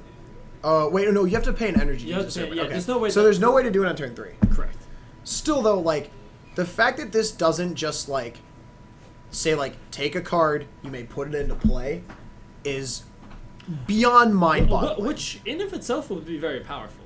Right? Sure. Like, look, Ulamog, even without the cast triggers, is a 10/10 indestructible that eats like half to a third of your library when you attack. And we saw Christian Calcano lose to Martin Mueller after Calcano took all the Ulamogs and all the Chandras. And it was fine. Sweltering Suns and Tireless Tracker. Tireless Tracker's a good card. Yeah, what a card. But yeah, so I mean, the major storyline, Mardu ended up not doing very well. I think a lot of the Tier 1 teams, I don't actually think any of the Tier 1 teams played Mardu. That's fair. So, like, the pilot level of Mardu might not have been as high as it would have been in the past, but clearly they found something better. But, you'd actually be kind of surprised. A lot of, for example, Channel Fireball Ice. Yeah. They came out with a video saying that, like, they tried to break the format, couldn't, locked onto, like, a modal list 2 hours before deck lists were submitted. Jeez. And this was PVD who said this. Yeah, I think I remember the video. Right, which, and this is, like, one of the all-star teams, right? There's a lot of notable names there. And, ultimately, that's kind of what the format ended up boiling down to. There were no decks that could break it. Zombies were certainly interesting, but they weren't unknown. Yeah. One of the things that I've seen people talking about with zombies is that some people feel like the zombies actually, like Wizards, like, supporting tribal. I'm glad that they're supporting tribal. Like, don't get me wrong, I think it's cool. But, like, some people, I think, express frustration that the zombies decks, like, seemingly sort of build themselves. And I don't know if that's a valid critique or not, but there are, like, some very, like, obvious, like, you're playing 4 Dread Wanderers, 4 Crypt Breakers, 4 Relentless Dead, some number of the Lords. Hilariously, Liliana's Mastery is, like, a card that sees play now. Like, this card is really good. I mean, but, like, it's great in the zombies deck. It's just, like, it's amusing to me that this card is just, like, all right, this card's playable in Standard. Yeah, I mean, in draft, this is, 5 mana, put 6 power into play, which is a very reasonable card. But, like, sometimes in the zombies deck, it's put, like, 9 power on board. Right. The Anthem effect is quite powerful when pretty much all your creatures are...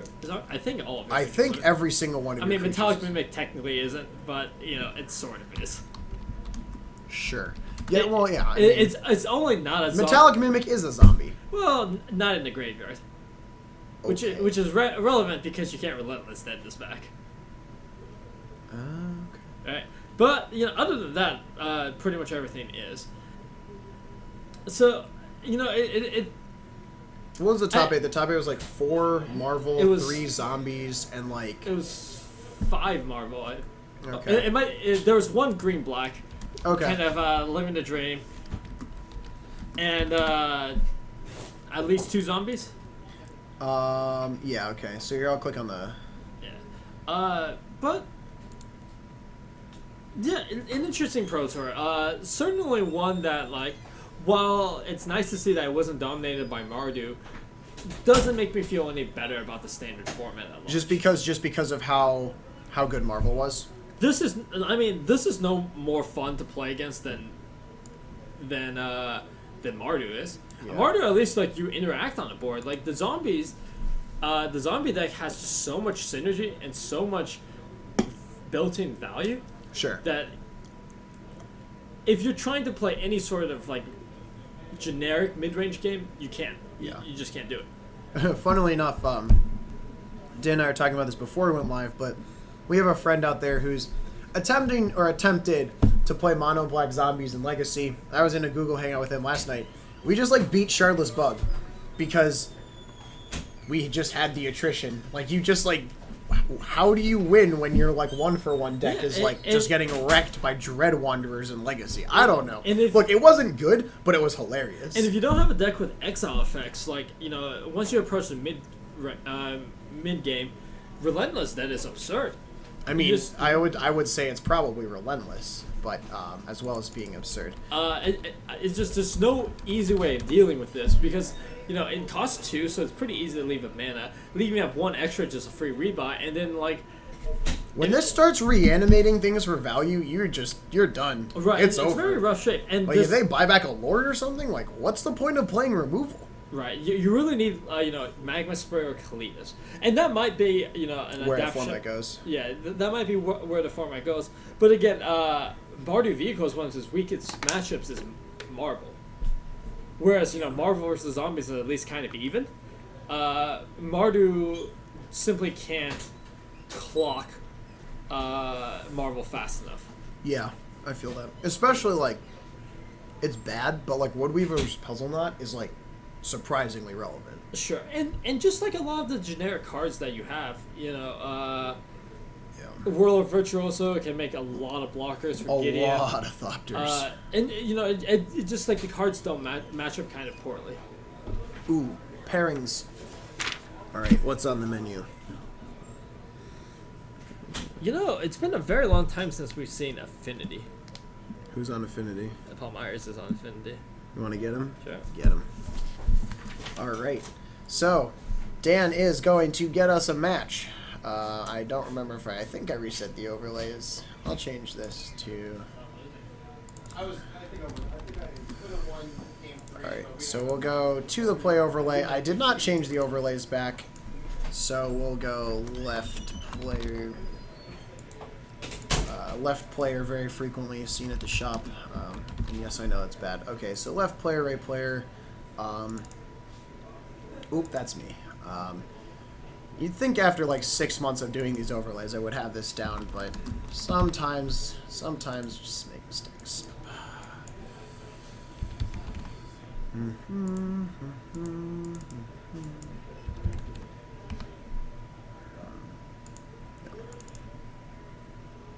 One deck that we didn't really talk about in this segment about the Pro Tour that I would am very interested in is the New Perspectives combo, because that deck looks amazing. Like, you have 7 cards in hand, cycling is free. How do you, just so cool. It's a deck that wants you to have 1 billion cards. You get to cycle everything. You get to cast Approach of the Second Sun.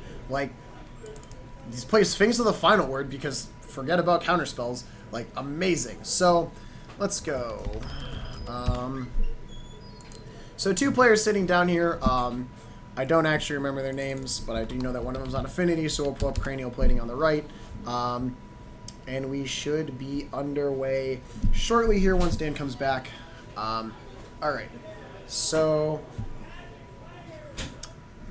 Dan is back, and we should be starting shortly. So let's see this. So this is Paul Myers versus Michael Metivier. Do we know who's who? Because I don't. Paul's on the left. Okay.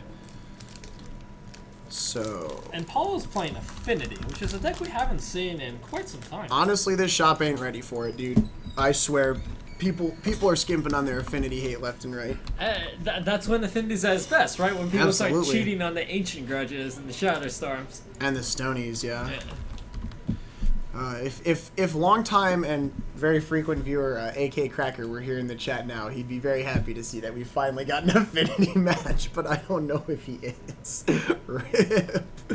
Alright, so these players yourself up. Do you know what Michael's playing? No, I'm not sure. Great. Yeah, so this should be an entertaining match to say the least. Affinity always, Affinity will either go off and do something busted, or it'll play a slower game. The slower Affinity games are, I find, very skill intensive from the pilots, where you're figuring out how much damage you can do, what sort of you have to play around from your opponent and stuff. Although a lot of here's the thing with Affinity, there's a lot of decks just sort of lose game 1. Right. They just sometimes you just don't beat Affinity ever. Well, the Affinity hands, depending on what is drawn, demand very specific answers. And you play cards in the main deck that are very difficult to answer. Mm-hmm. Cranial Plating turns Ornithopter into just a murder threat, yeah. Here's my 5-power Ornithopter. And there's just not a whole lot of ways of dealing with Cranial Plating in most people's main deck. Right. Sure. Abrupt Decay, obviously the cleanest way, but someone might have a solid parameter. It's just very limited. Right. And your removal is already so incredibly taxed that, barring the full control decks, it's unlikely you have enough removal to kill everything relevant. As someone who plays a lot of, Lightning Bolt plus Path decks, it's Affinity's not spooky, but Affinity's spooky to everyone else. So it looks like it looks like blue-white control for Michael. I see a D-Sphere in there. I see a Supreme Verdict. So probably okay setup. I think this deck can sometimes be a little bit slow and it doesn't play Lightning Bolt, but this is about as good as it's going to get in the format, because who plays Jeskai anymore? Although I guess your teammate in Louisville is playing Jeskai in Modern, so that's a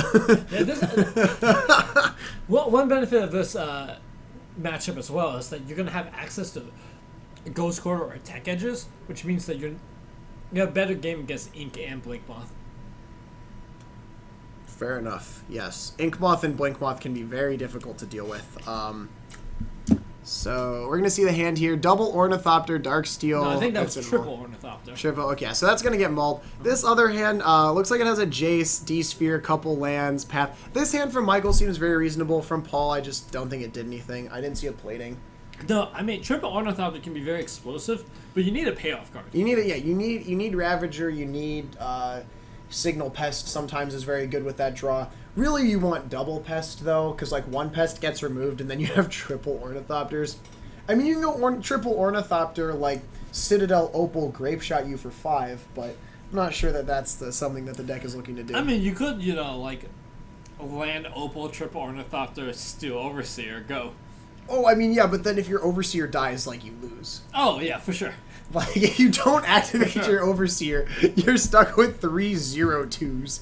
And despite the fact that they have flying, Still 0-2. yeah, 0/2 not great. So maybe a more reasonable 6 here for Paul. It looks like he will scry. I don't remember who won the die roll, so let's see here. Obviously better to be on the play. Looks like Blue-White Control is going to be on the play. Pass back to Paul. He did keep the scry top. It is an Opal. All right, so let's see if that acceleration can do some stuff. All right, we're gonna start on the Blinkmoth. He's got a Vault Scourge. Usually Vault Scourge, yeah. Thinking about it, Vault Scourge. Good. Paul's gonna go to 18. You can also play out the Opal if you want. Yeah, looks like Michael's gonna crack the fetch here. Gonna get a tapped Hallowed Fountain. As long as Paul actually did pass, this is fine.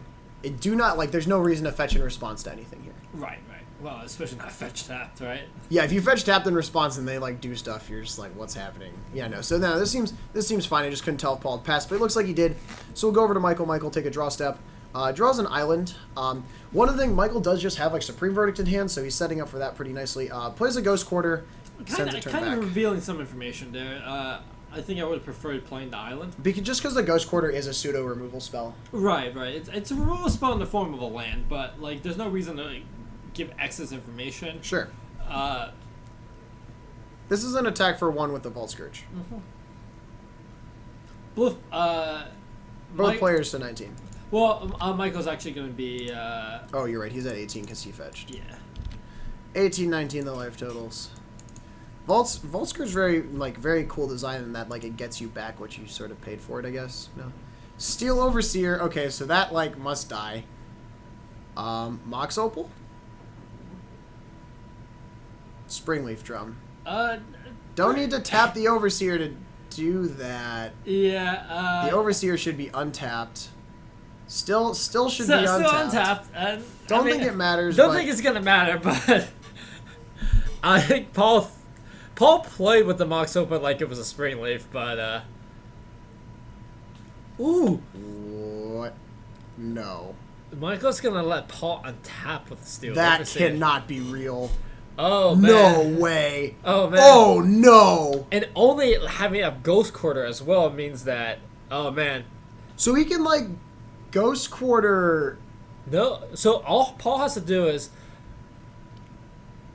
I mean. You just self-animate, right? You can. Yes. Wait. Why was the Overseer not pathed? That is confusing to me.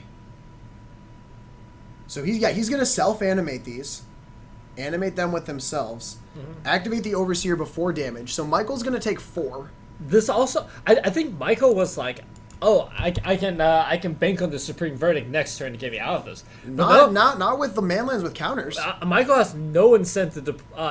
Paul has no incentive to play into the Supreme Verdict. He has 3 manlands. Paul's just gonna ride the Steel Overseer to victory. Okay, so that I actually fundamentally disagree with the target on that. So I guess I know you're afraid of the Ink Moth. I know Infect is a spooky mechanic. I don't care because this is a game you're losing to damage right now. You're not losing this game to Infect. Right. Next turn you're gonna take 4.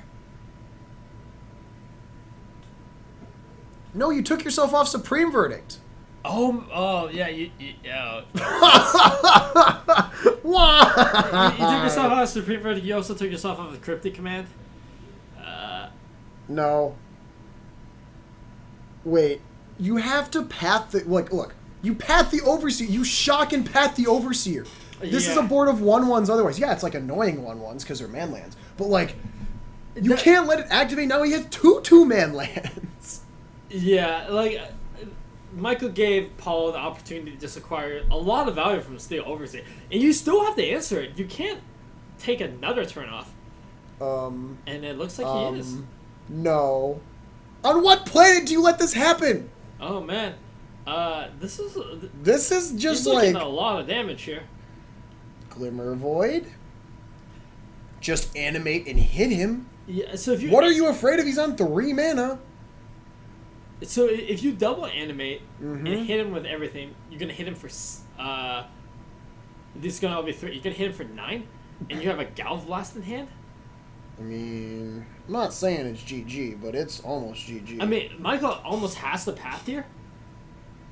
Response to path. What are we pathing? Path Blink Moth? Yeah, I mean, presumably Michael's gonna Verdict next turn, Sure. but So, like, the counters are going to go on, though, and he's going to take 6, right? Go to 8? yeah.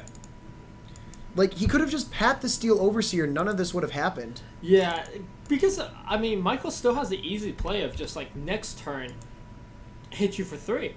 And then, like, still have mana to do things. And Galv Blast. Yeah. One thing worth noting is that... Please tell me he has an untapped 4th land. Oh, my God. I think this is Michael getting far too greedy here. If Paul didn't have any manlands, this play is defensible. He doesn't have an untapped 4th land. Oh, man. Oh, we Ghost... Oh, The Ghost Quarter was not good. right.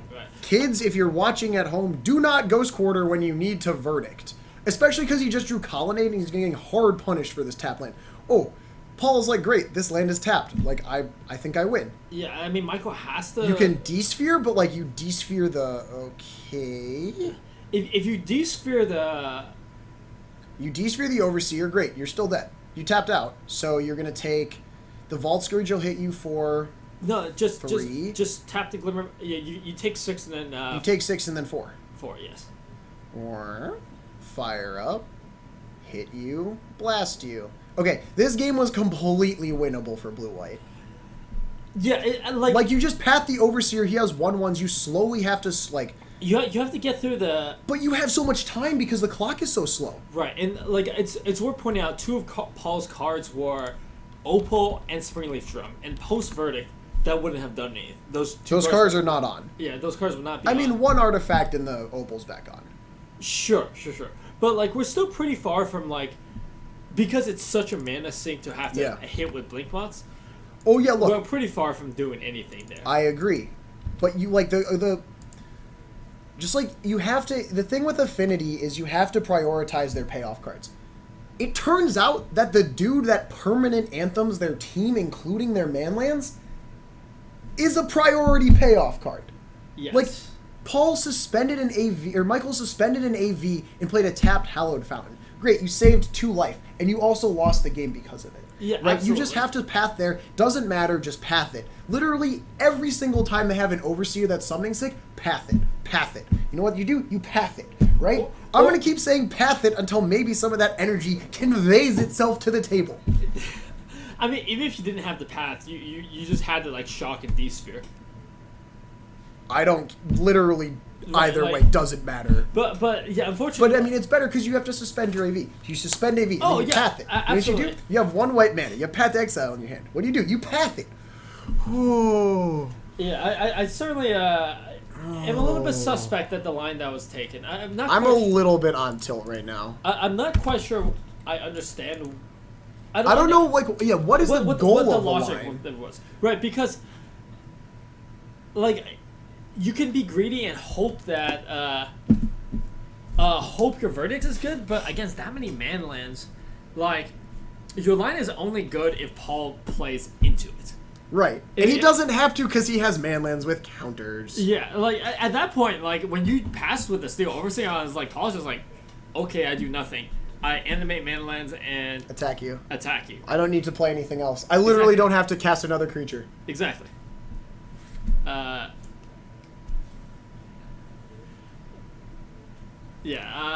not quite sure what the logic there was, and you know, this kind of goes into one of the major themes of the game is like knowing what is important. The most important card in that whole first game we saw was the Steel Overseer. And like sometimes when you're playing against Affinity, you do lose the game because you don't have spot removal for their Steel Overseer because the card like puts a lot of power onto the board and stuff. But when you have spot removal, two. You cast it right away. Yeah. One activation is so much because it literally doubles the power on the Blink Moths. Yes. So not only did you pass the first turn without doing anything, you passed another turn with it, and then on that second turn, you took yourself off of Supreme Verdict mana. Yeah, the Ghost Quarter on the Ink Moth Nexus in response to the Overseer, or like after the Overseer activated, like, I think it's again like you need to cast Supreme Verdict. Yeah, you've already messed up because the manlands have counters, but you have to cast Supreme Verdict. It literally doesn't matter. You can if you keep the Ghost Quarter, you cast Supreme Verdict, you live longer. Like, I mean, so you have the Path to Exile in hand. One Yeah. line you can take is you just path one of the manlands and then Yeah. Verdict. I mean, you're still left with 2 manlands with counters on it, but you do have a Ghost Quarter. you have a Ghost Quarter, and like you had a Jace Architect of Thought in hand that would have slowed it down to 1 a turn. Like, Right. look. Well, at that point, they had 2 counters each, so... Yeah, look, I don't think that those lines are defensible. Yeah, especially because you had the Jason hand. If you can clear the board, Yeah. which you would, you path the... If you kill the Overseer, all you have to do is play the Jace, and they literally can't damage you. Well, they can't with Blink Moths. They can pump each other. Sure, but like... But it's a very slow clock. But it's so slow. And also, like... And it's so mana intensive. Something that incentivizes that as well is if you kill the Overseer, the clock is so slow, you have to play more into the board, which means your Supreme Verdict is Right. much better. Also, it is a huge mana sink for Blink Moths to pump each other. Oh, for sure. You're only going to take 1 or 2 a turn if that happens. So, like... It's 4 mana to deal 2. Or, Yeah, I guess it's Jace, it'll be to do 1. It's so much. Like, it's so much mana to do that. Like, it doesn't... Like, Steel Overseer hits the board, you path it. Right? Yes. Like... You know... Yeah. I'm a little bit tilted, and Yeah, it's sort of my fault, but also I think I have the right to be tilted here. Yeah, I'm certainly a little bit confused by the lines, but, It happens. yeah, it certainly happens, and looks like we'll shuffle out for game 2. Looks like a potential no-lander here for Paul, unfortunately. Yeah. And, I mean, Affinity is... No? Well, this looks Yeah, like it's he's- 6. No, He took 7 and was like... Yeah. So a couple things here, right? Affinity, one of the decks that gets substantially worse post-board, right? You have to face against cards like Ancient Grudge, which, when you think about it, it's almost Vindicate It'll mess you against up. you. It's double vindicating issue. Stony Silence can often on a lot of things can be very backbreaking, and then we have just one-sided rats in the form of like Shatterstorm. Yeah. And, And against Michael, you're really looking out for the Stonies. Yeah. Stony is just so good. Michael's certainly going to have, in the normal sideboard, probably 2 Stonies. Yeah. We have upwards of 3. Unless you're like really predicting a lot of affinity. The only deck that really normally plays 3 would be like Eldrazi. Right. Because they like really can't beat this deck. But yeah, we saw also Paul brought Blood Moons into his deck. Against Blue-White, it's still pretty fine. They play a substantial number of non-basics, and if they're not fetching around it, you can really punish them. Right. I think I like It makes it extremely hard to cast Supreme Verdict. Right. I think I like it a little bit more on the play. Sure. On the draw, It might be slow. yeah, I would prefer maybe cards like Aether Grid. Yeah. Although that's likely included already. Mm-hmm. Alright, so Michael's gonna flood straight into the fetch. This spell's ancestral to me, unless he has a Serum Vision. Yeah, so he'll fetch... I mean, he does fetch islands, so... Already low-key Blood Moon proof. And he'll start with the Serum Visions. Okay, so with the Serum Visions, he draws an Ancestral. So... Well, that's... sometimes how it goes, right?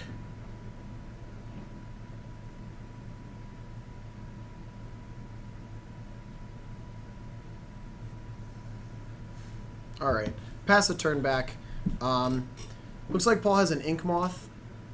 He'll go Ink Moth into Drum, into Ornithopter, Do we have a 1-drop? into... We don't have a 1-drop. But we do have a Ravager and a Plating in hand. And a Blood Moon. And a Blood Moon. If we draw, Ornithopter next turn or a Midnight, we can just play the Blood Moon.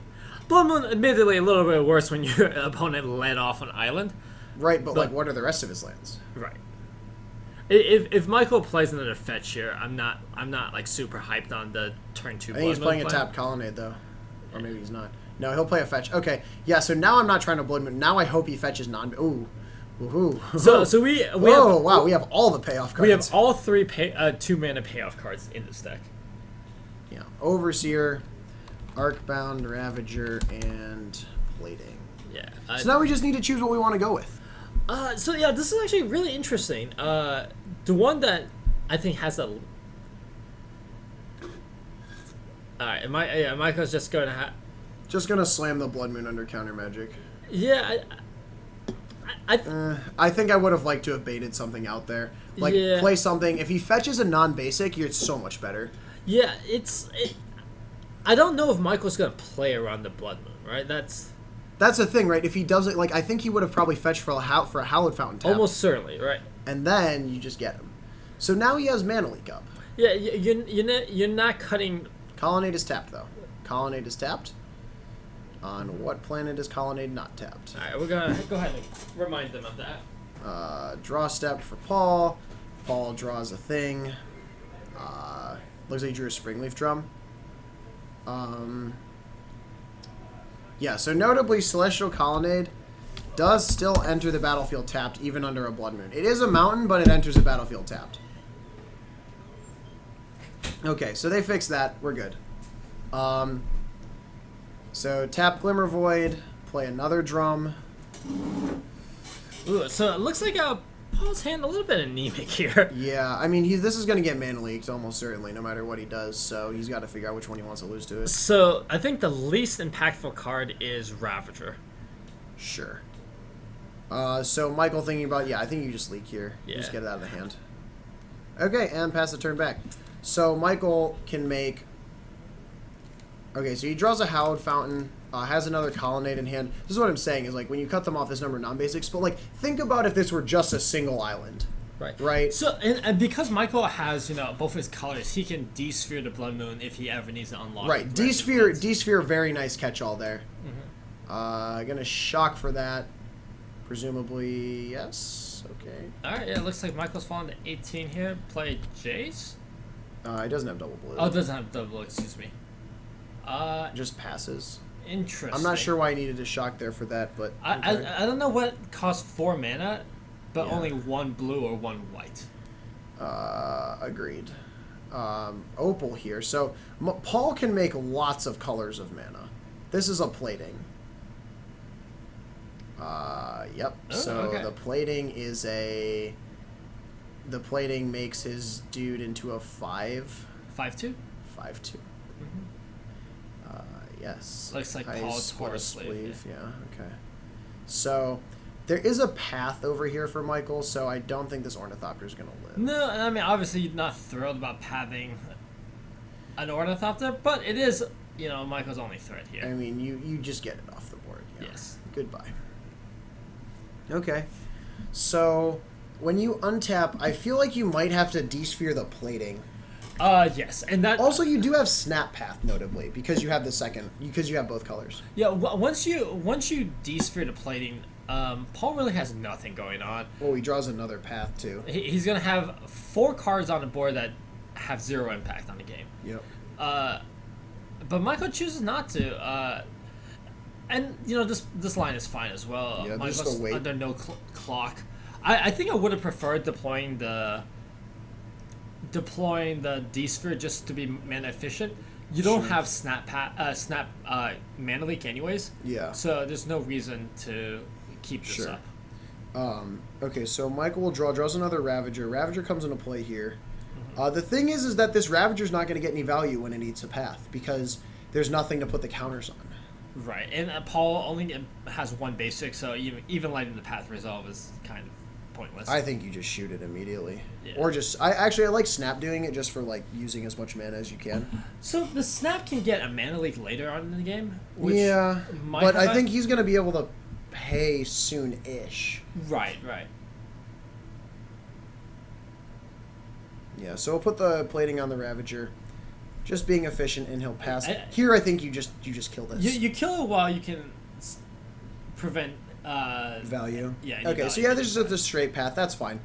Turn pass back. Oh, we're just gonna go for empty Snapcaster here. Okay. Why not just snap path then? I don't know. Oh, I'm very confused here. So am I. Okay. I mean, ambush Viper, right?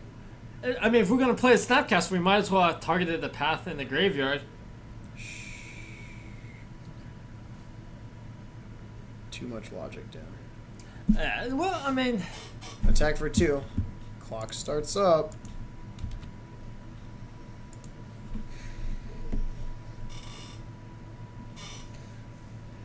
yeah, we're Alright, so Per- that's a perhaps Ghost some- Quarter and a passing of the turn. Draw step. So you have another Ravager now and there's no removal. well, there's a D-sphere, Sure. but I think the D-sphere has to hit the plating. Feels weird, man is right, TX Rager. Feels weird. Here's an Ornithopter.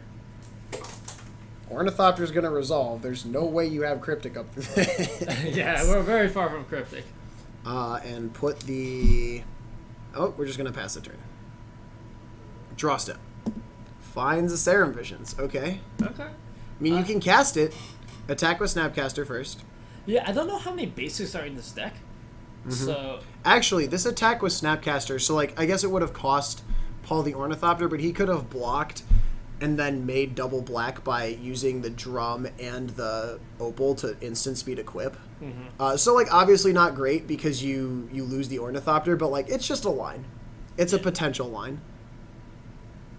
So Michael will go top bottom with this guy. What that's is... not a Birds of Paradise, is it? What It is- can't be a Birds of Paradise. No. What is that? Chat. Oh, that's the Atticar Waste. Oh, okay. Yeah.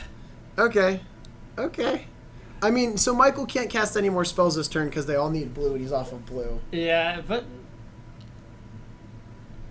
arranging his hand. Nope, that doesn't work. Nope, nope, nope, nope, nope, nope, nope. No, I think Paul is well aware of the interaction here. I think Michael may have forgotten the entirety of how Blood Moon works. Yeah, it literally, your land is a... Okay, so now we're going to see that instant speed equip that I was talking about. Yeah, Paul getting a little bit fancy there. I mean, probably unnecessary, but still kind of cool. Yeah. Cool. Attack you for 5? Yeah. Does Michael have removal anymore? No, because he wasted the Snapcaster by not snap pathing. Go to 13. This would be a very good card to path to exile right now. So, I mean, we need to quickly draw another removal spell. Classic. Ooh, Signal Pest. I like it. Now this, perhaps a little bit questionable sequencing. I think I might have played it first. Yeah, because you get him for one more extra point of damage. At this point, you can't beat anything, right? Like, you're not playing around. Draws a anything. Condemn. Okay. Well, the Condemn's gonna gain Paul a lot of life. No, it's toughness. Oh, it is toughness. Excuse me. You are completely correct. It's like he's gonna gain exactly 2 life.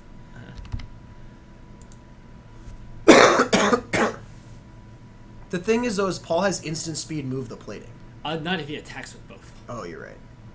Okay. Well, here's the attack with both. Trigger. Condemn this. Sure. You condemned this guy. Yeah. Realizes that he doesn't have instant speed equip. Oh, wait, no, he does. He can... Oh, no. Glimmer Void is not. No, These are all mountains. They're mountains, guys. I I made mistake. All right, bottom of the library for that Ornithopter. Yeah, importantly, this also means that Snapcasters are now... Well, Snapcasters are always good. Actually, you would almost never target the Condemn. Right. Here's a Ravager, though. This is going to be quite gonna scary. be quite scary, yeah. Yeah, I think Paul. I feel like I would have liked to see the Ravager first, frankly, because yeah. it turns on your instant speed, move the plating, as well as like, right? Like it turns. Yeah, we missed 6 points of damage because Yeah. we played the Ravager afterwards. Yeah, that's a big one. Okay, so this is gonna be Unfortunately, this is D-sphere? Yeah, this isn't going to do anything. I mean, it's necessary. You kind of have to. You kind you're of have choosing to get between the spreading seas and D-sphere. You D-sphere the plating here. Spreading seas is interesting though because you can spreading seas yourself, and now we're like closer to getting cryptic up. Okay. Oh, that's a spell pierce, but that doesn't do anything because Michael can super pay for this.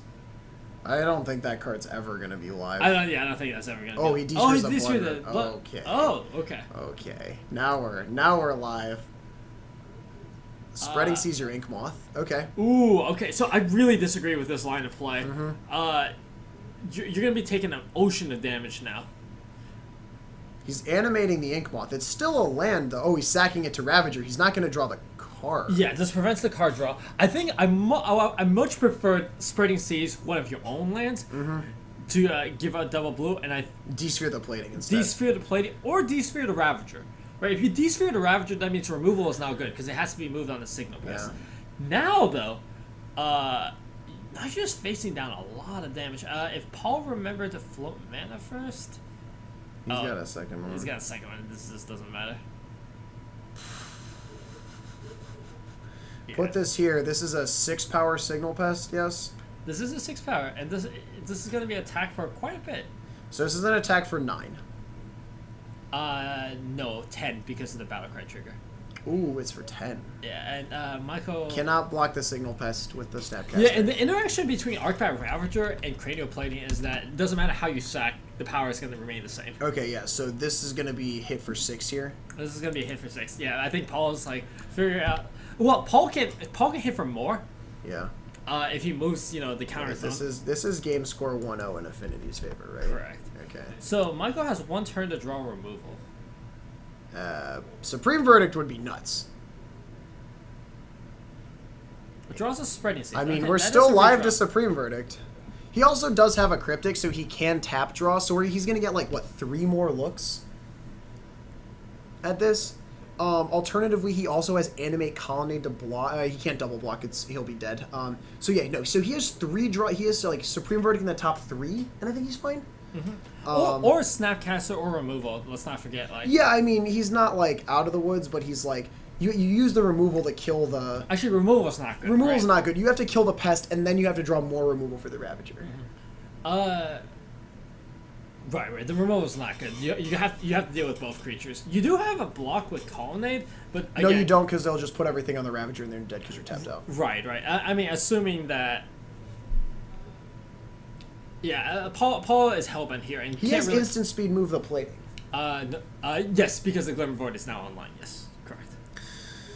So, like... You also have instant speed, sack everything and move it on the other way around. Yeah, if look, like, the necessary. Ravager makes the math really hard for the blue-white players. Yeah, so so- I think you need to just, like... Michael's you only spreading sees their Glimmer Void. Yes, That turns off the instant speed move the plating. and that also gives you a redraw. And then you Cryptic tap their team and you get a redraw. And you get a draw step. Like, top 3 cards being Supreme Verdict, you haven't seen one yet? Like... This Or just, like, anything. This is part of the reason why I really dislike Paul wasting that spell pierce. It's unlikely that it's ever on, but there are Like, why not just hold it, right? why not hold it? There are sequences like here where it could be on. What are we spreading seizing? It looks like Yeah. the glamour. Yeah. Okay, that's smart. Draw step is... I didn't see it, but he's holding it like it's a verdict. He's holding it No, like he's it's a land. Guz Quarter. Okay, Yeah. never mind. And go. So untap here. So now you have to Cryptic tap and hope. Yeah, like here. Spell pierce is still not It's alive. still a super, super not live. Yeah. Go to attackers. No. Gonna get...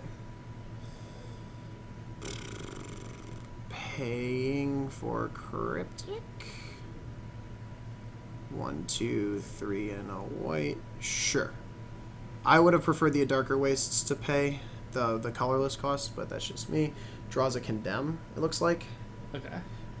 Not great. That's an Overseer. Okay, so, like, this board is super duper dead to Verdict. Yeah, but like just can't do anything about Oh, no, that. no, no. Like, I think Paul should run it out. But should Michael draw a verdict, I believe he will win the game. And, this is very... But it has to be specific. Well, it could be like, I guess, Gideon Juro buys you a turn. Well, Michael also resolves Ancestral next turn. I don't know if he has another turn. I don't think he does either. The Condemn... Yeah, I agree with TX Rager in the chat here that D-Sphere hitting the moon overplating was just not it. Redraw. Redraw? Money? Yeah, I don't understand hitting the moon because you just weren't being like shut off from playing the game. Like you Right. couldn't catch a cryptic command, but that was fine. But I think you might have a spreading seas for another redraw here.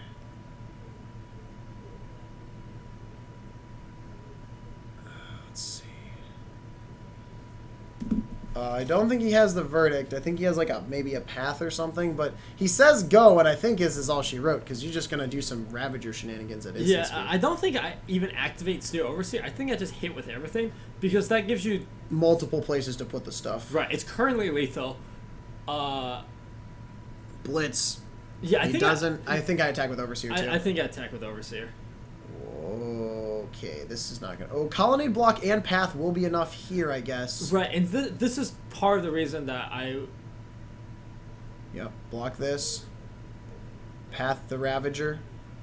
I like waiting, but I like waiting. Well, I mean, yeah, because Paul can't instant speed move without Yes, he can. without tapping the Oh. Overseer. yeah, you're right. You're right. Okay, Yeah, here Paul can just sack enough things. that'll just run The Signal over the Pestle Colonnade. is just going to run over the Colonnade, yeah. Yeah, So the Colonnade is going to die here. yeah. That's like a wow. That's a big dude. That's it's 4/5 base 4/5 base plus plus 5. Yeah. So 9/5. Okay, that Yep. dies. Okay, cool. So Realistically 10/6. you bought yourself another turn. Okay, here I think I would animate activate Steel Overseer right now. Yeah, because that before. plays around Supreme Verdict. Yeah. That means you have a 2-power creature Agreed. around Supreme Verdict. Draws 3. Draws 4. Wow, if there's no verdict here, you super. Oh, that's a verdict. Okay. Yeah, so like, Verdict and path. All right, corner turned. so he, And Stony? End me.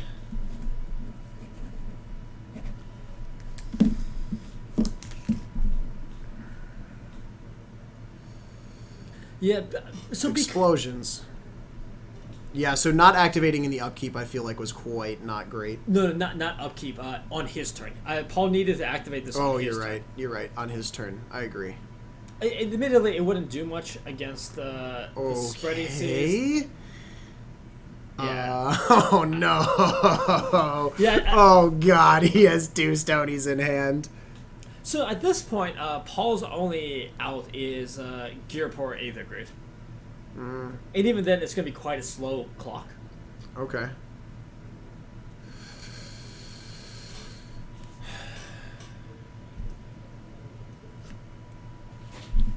All right. But Stony in play. I think he took a point to do it, too. yeah, potentially a little bit loose here. Ooh, a champion though. Hey. Okay, Okay. that's pretty good. Yeah, we tapped out a cryptic command. Wait, so Primetime TW, are you saying that he cast a path but then kept it in his hand? Oh, I think he might have. We'll double check. You should go figure that out, because that's not right. Okay, well, anyways, this Etch Champion is actually really good. There's some ways to lose this game, and Etch Champion is one of the ways. You did not discard your path.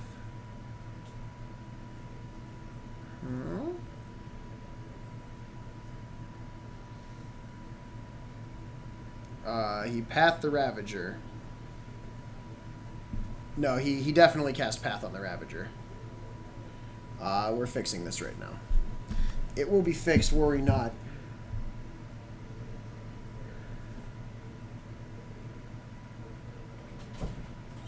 Alright, so they're figuring this out. Alright, so we are going to discard a Path out of hand here. Did it. Okay, so can you beat an Etched champion over the course of 3 turns? The answer is maybe not. You need to draw Snapcaster or Supreme Verdict or something. Yeah, he cast it to force the Ravager sack. Primetime TW, that's a really good pickup. Thank you for noticing. Oh, what are we doing here? Colonnade is blue and white. Colonnade cannot block Etch Champion. This is not a real line. You can't block that card. Okay, so he's just gonna take 2, go to 4. Galblast? Galblast? Alright, so they didn't do that, and also Michael just tried to block Etch Champion with Colonnade. It's not colorless, though. Yeah, that doesn't work very well. It is still a valid play, though. You are allowed to animate Colonnade. I actually don't think that Michael's gonna win anymore. If he gets like this, if this Etch Champion can, because he doesn't have interaction with Etched anymore. I would not have tapped out of Cryptic. I'm sorry. Okay, he has like 3 draw steps to hit another Supreme Verdict. I mean, so he still can tap down Cryptic. Yeah. Cryptic tap down is still fine. Sure. And then you can redraw into Snapcaster. That's what I'm saying. Is like he has only a few more draw steps until he's dead.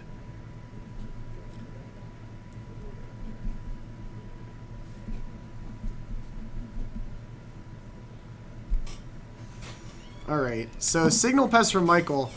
This does mean that Signal Pest from Paul. This does mean that Michael will die. Here's a Serum Visions though. Draw step. Did he rip a Verdict? Oh please. Oh, there's another Cryptic on top too, so that's. But he's dead if Paul attacks. Well, Cryptic taps down. But I don't think he's tapping mana. Oh, that is a Verdict. Please. No. Okay, if I'm Paul, I seriously consider scooping this game. There are so many Ghost Quarters in play. Yeah, the mana lands are not good, but you can rip another Etch Champion. No, you can't. Yeah. I think you 100% scoop this game. I'm surprised. Okay. You can draw Galblast. You're right. TX Rager's right. Oh, absolutely. Yes, Galblast okay, is but Elspeth is also cool. Oh, man. This is the only turn that it's going to be good. Else, Michael's going to have Cryptic for the rest of the game. Yeah. So does he not have the mana to do both? I mean, this is a lot of mana. He still has 4 lands. If he tapped himself out of Cryptic... Oh, he has 2 Ghost Quarters left up? That's not right. All right. So Elspeth makes some dudes. Go. Draw. Go. Okay, Paul's playing. I mean, to be fair, if Paul wins next game, he'll probably win very quickly, but... He's thinking about fetching that.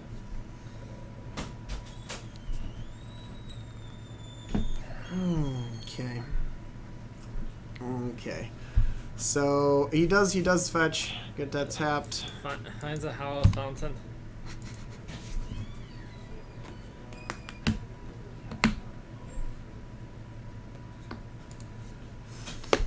Draw a step, has Cryptic up, makes some soldiers and attack. Yeah, if I was Michael, I'd probably just show my opponent the Cryptic and we'd be done here. Absolutely. Like, you need to play game 3. Like, this only hurts Michael that the game isn't over, you know? Uh-huh. Although it's going to be over pretty quickly here. Okay. This? Counter this? Are you serious? Did it resolve? I guess he can tap it down? No. Oh, I know what happened. So through the course of this play, it is somewhat evident that Michael's fairly new to this deck. Yeah. Protection from colors. A lot of people thinks that if you're protection against something, even protection from blue doesn't make it counterproof. It only has protection when it has resolved. So unfortunately, I think this is an interaction that Michael was not quite aware of. But it's fine. He did draw the Snapcaster, so Snap Verdict is still live. Or he can just Cryptic tap the team and attack with his Elspeth soldiers. No, that's a little less good. Sorry, when Paul goes to attack, he taps the team. Yes. All right. And then Snap taps? I think we're Snap Verdicting.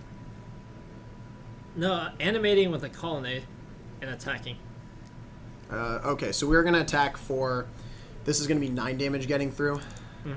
But like, this means that Ravager is a live top deck. No, because there's two Stony Silence in play. Oh, you're right. Okay. All right.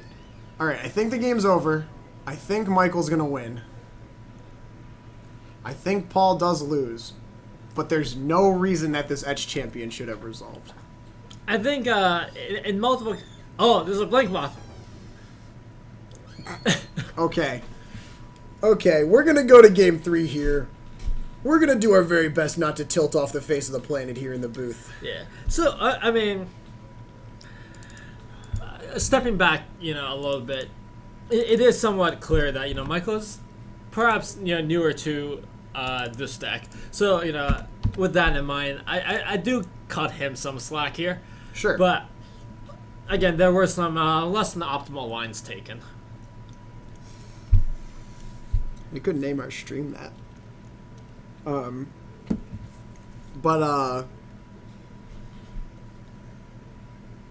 Yeah, so we will go to hopefully this game 3 is going to have to be fast, but the thing is, like, Paul can win a game very quickly. Yes. I will say, though, those are like, Haj Gulashi in the chat, if you're new to a deck, don't bring it to a tourney. This is exactly where I would bring a deck that I was new at. Like, I have brought a lot of decks that I am very bad at to weeklies like this. And it's, you know what?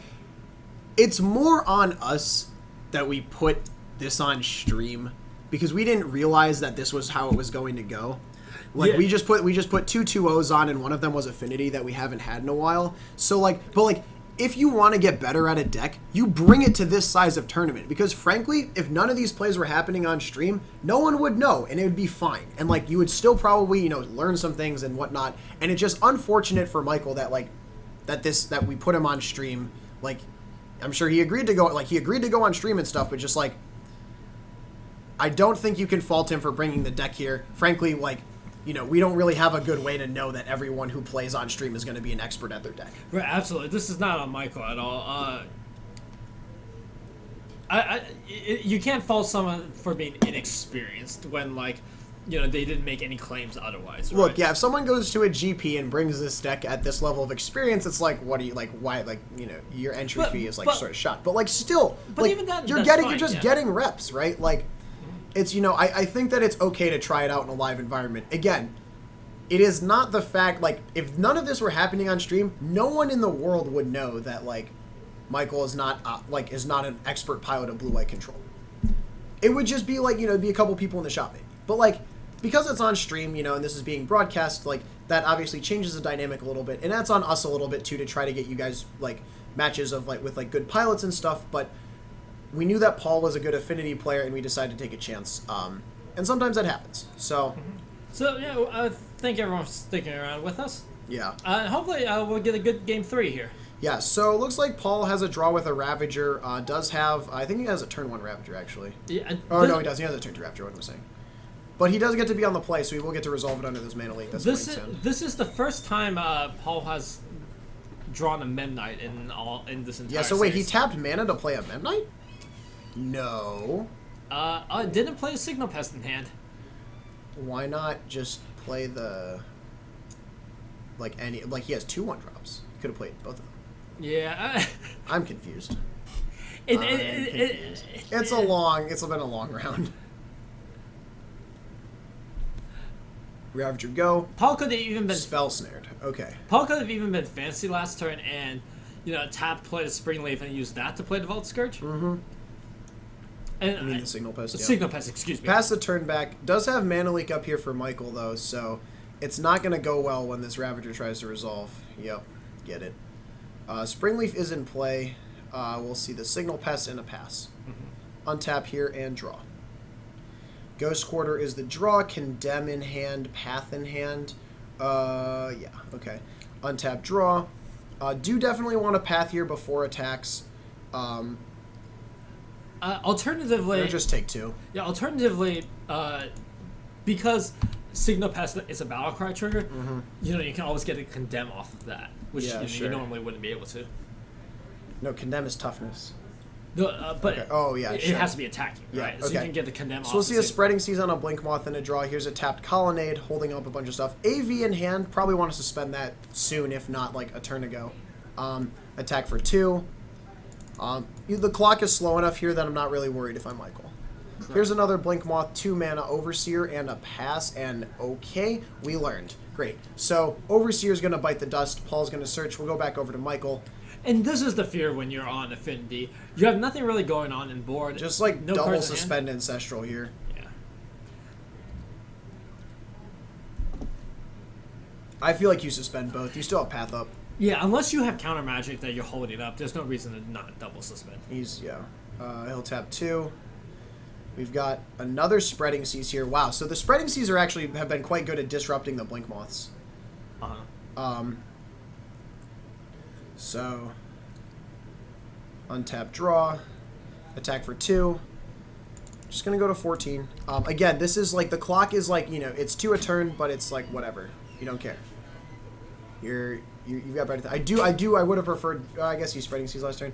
Okay, so there's another AV in hand now. So maybe we just have like 3 AVs on suspend and draw a billion cards. Yeah, and you know, so Michael's got 9 cards coming, 9 extra cards coming in the next 4 turns. The problem is he gonna get there in time? I mean, he's not under any clock here. I would condemn the signal pest. Okay, so now you definitely need to condemn the signal pest because that is another Memnite, and now it's 4 a turn. It's worth pointing out also you want to keep the path because condemn can't hit a steel overseer. Right. All right, roll down some suspend triggers, and That is another spreading seas. We might as well redraw, I guess. yeah, I don't actually know whose turn it is. It might have looked at Michael. No, I think he got attacked for 4. I think he's at 8 right now. Yeah. I think you need to kill the signal pest. Like, you can't just die to the board. I think killing the signal pest 4 or 5 turns ago was ideal. I probably would have condemned the signal pest. On So the now he gets the battle cry trigger, but he goes to 4 now. Right? Yeah. Now all of a sudden we're dead to Galblast? Galblast. I'm sure that's what you want. And also there are a number of cards in play. Like you're at 4 now. Like 4 is so low. You need to draw a verdict off of the AV. That's land. That's 3 lands. 4th is a condemn. Yeah, you're so low. There's 4 power. You have 4 life, 3 power. We just took so much extra damage for no reason. Why did we take extra damage for no reason? And Michael held on to the spreading seas as well. Oh, there's a cryptic command. Tap, draw. 1, 2, 3, 4. Good. Tap, draw. Did he not draw? Another signal pest. Oh boy. Okay, so he's gonna untap and presumably draw. Oh, he's gonna draw 6 cards. 7 with the draw stuff. Yeah. Okay. Okay, So so- if you can't find a supreme verdict here, I guess it's over, right? I mean, there's a. I don't know if he. Oh, he there's hit a one. right. He hit Okay, one. Okay. Yeah. So in light of that, if I was Paul, I don't think I would have played a signal pest. Sure. I mean, it doesn't do anything on its own, but yeah, you can. Your opponent's drawing 7 cards. Like, Jesus, they're. Oh my god. That's so many cards. So in the last 2 games, we haven't seen Paul cast He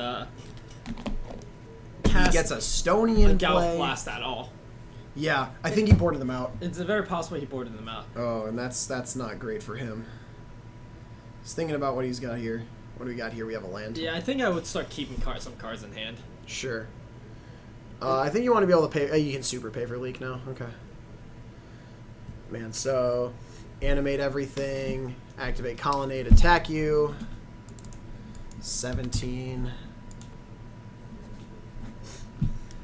This is really risky too because now we're. Oh no, we still have cryptic mana, but we don't have. Don't have cryptic, I think. Yeah. Paul says go. Michael takes a draw. Draws a Hallowed Fountain. Sure. Plays Ghost Quarter, tap these, attack you. 13. So it's going to take a few turns, but he's going to get there with this. presumably. Yeah. Really need a champion immediately. Yeah. Says go. There's a Snapcaster in hand, though, so it's just Snap Verdict all day. Right? Yeah. Attack you. 9. Draw a step. Play Ink Moth. Ooh, unfortunately, we're very far from that. I mean... Also, Ghost Quarter for free. Sure. Untap, draw. Island. Animate, attack. Another 4 comes across. We'll put Paul to 5.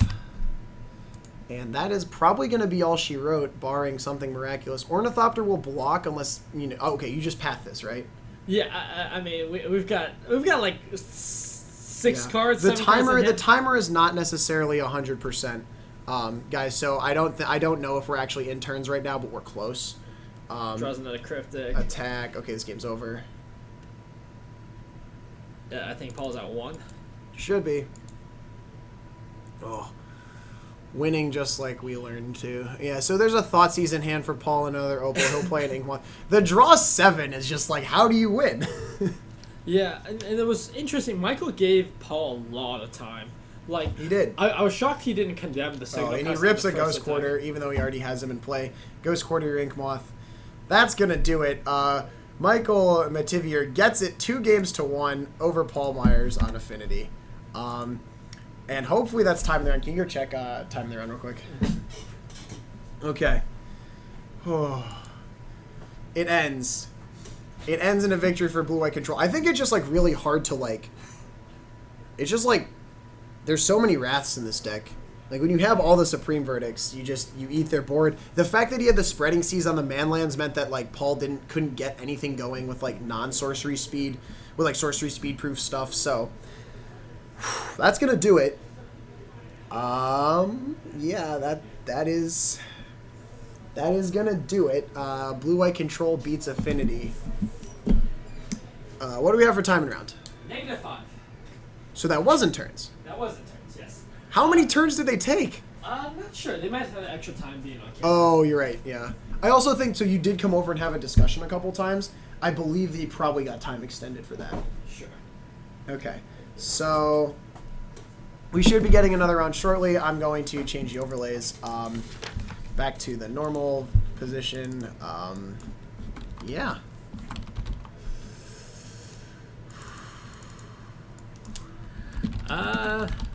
All right, we'll get a 4th round here soon.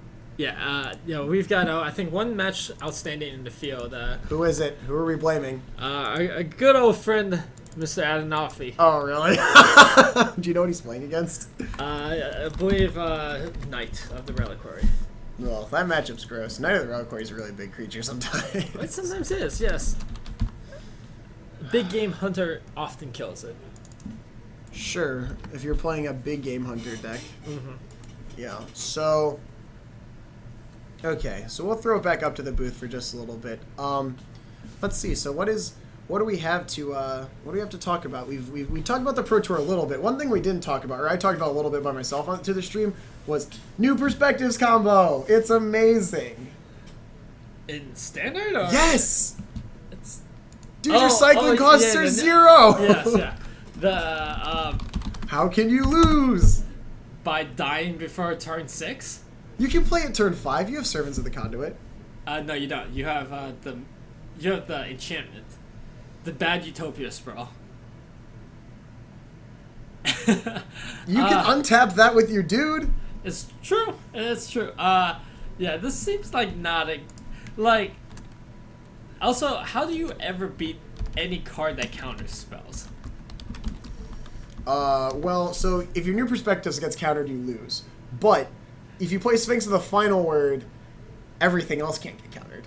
So you do need to have New Perspectives not get countered, though. This is a big ask. This is a very big ask. It is a big ask.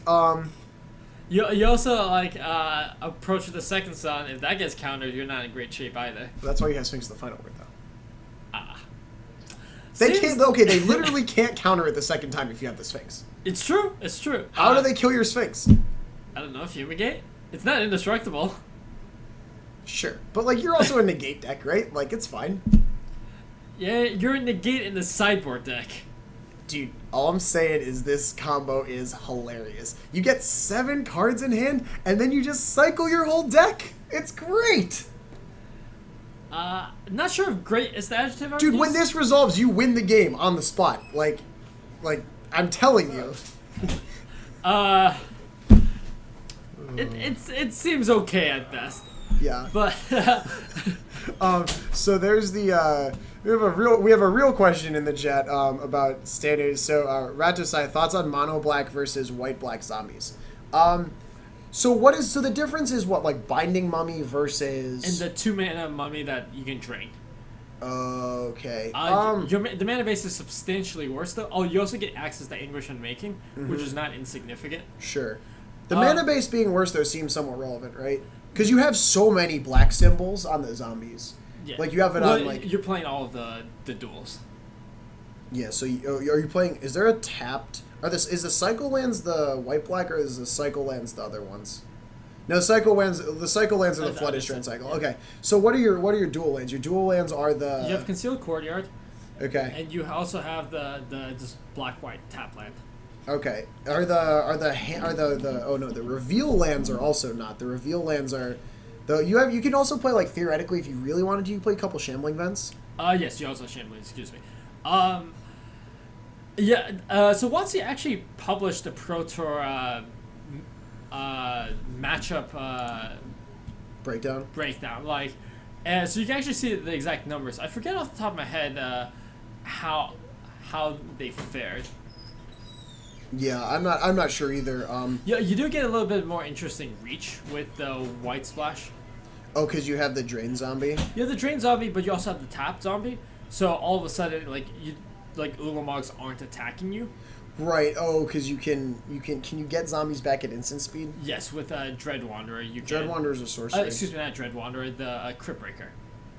You can. Oh yeah, you pitch a card and then you make a zombie, and yeah, that's cool. I like that. Yeah. So certainly interesting. Yeah, I mean, you definitely your lands are significantly different. Pairings, the legends. Okay.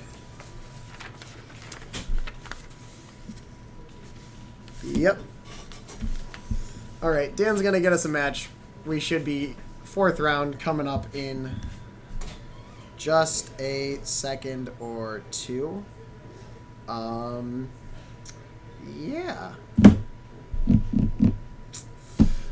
4th round coming up. Thanks for sticking with us tonight, everyone. I know we had some pretty severe technical difficulties and stuff. Oh, and thank you to Muskulls, Looney Pizza 2, and AVTR for the follows over the evening. And sorry for missing those when you did them, like, right away.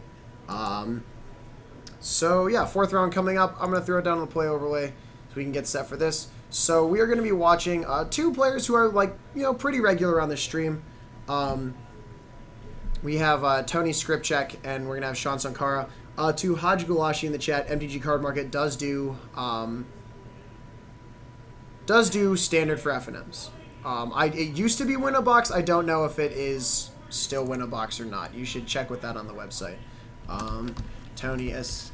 Okay, yeah. So I literally have to remember how to spell this name every week. SKRYZ.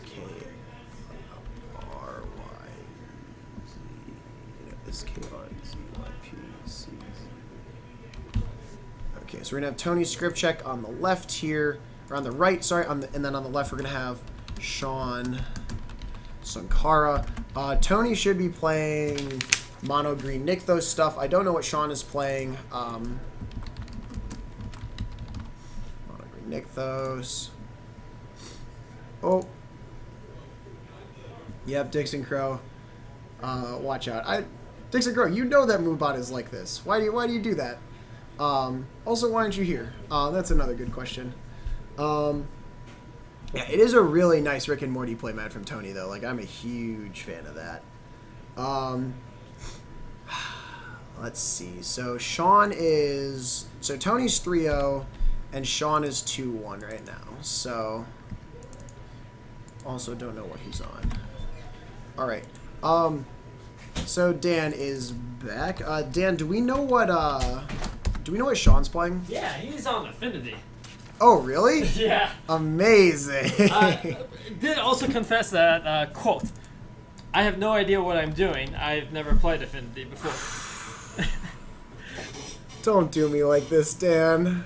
Tony, on the other hand, is playing, Tony literally like invented this deck, or not invented it, but he's like he plays it to finishes that like get written down on the internet. correct. He unfortunately is not playing Bonfire of the Damned. It's a bit of a shame. He's not on the Enchantress package this time. He's just on 4 Kitchen Finks. Which is not terrible. Kitchen Finks can do quite a bit of work. Yeah, I mean, I think that Tony actually like he sideboards super heavily for Affinity. I've talked to him about this a little bit. Like Affinity is just such a hard matchup. They both roll 4s, which is a little bit unfortunate. Tony fires back with a 6, and but Sean gets the 9. All right, let's go. Let's see how good this is. This is a Signal Pass. That's a good start. Springleaf, a little less. I think this is a 4 land deck. He has a plating though. Oh no, that's an Ornithop. That's not a land. Excuse me. Yeah, this hand looks fine. Fine, little slow, but fine. I think actually this hand seems quite good. If that's a Springleaf, he has acceleration too. No, this hand's great. Yeah. The turn 1 is land Ornithopter Springleaf. Signal Springleaf Pest, yeah. Yeah. Yep. Sean doing it up. There you go. Bam. And slam up. So next turn, if Sean has another land, he can play and equip a plating. Tony's going to start off on an Arbor Elf at 18 life. And this plating is gonna do quite a bit of work. There's a lot of artifacts. There are a lot of artifacts. So Glimmer Void. He can plating up. I like putting the plating on and attacking for 4. Alternatively, you could deploy the Vault Scourge. No, excuse me. You can play the Signal Pass and the Cranial Plating, and then just hit for an Ocean of Mana next turn. I think that's a little more efficient. Sure.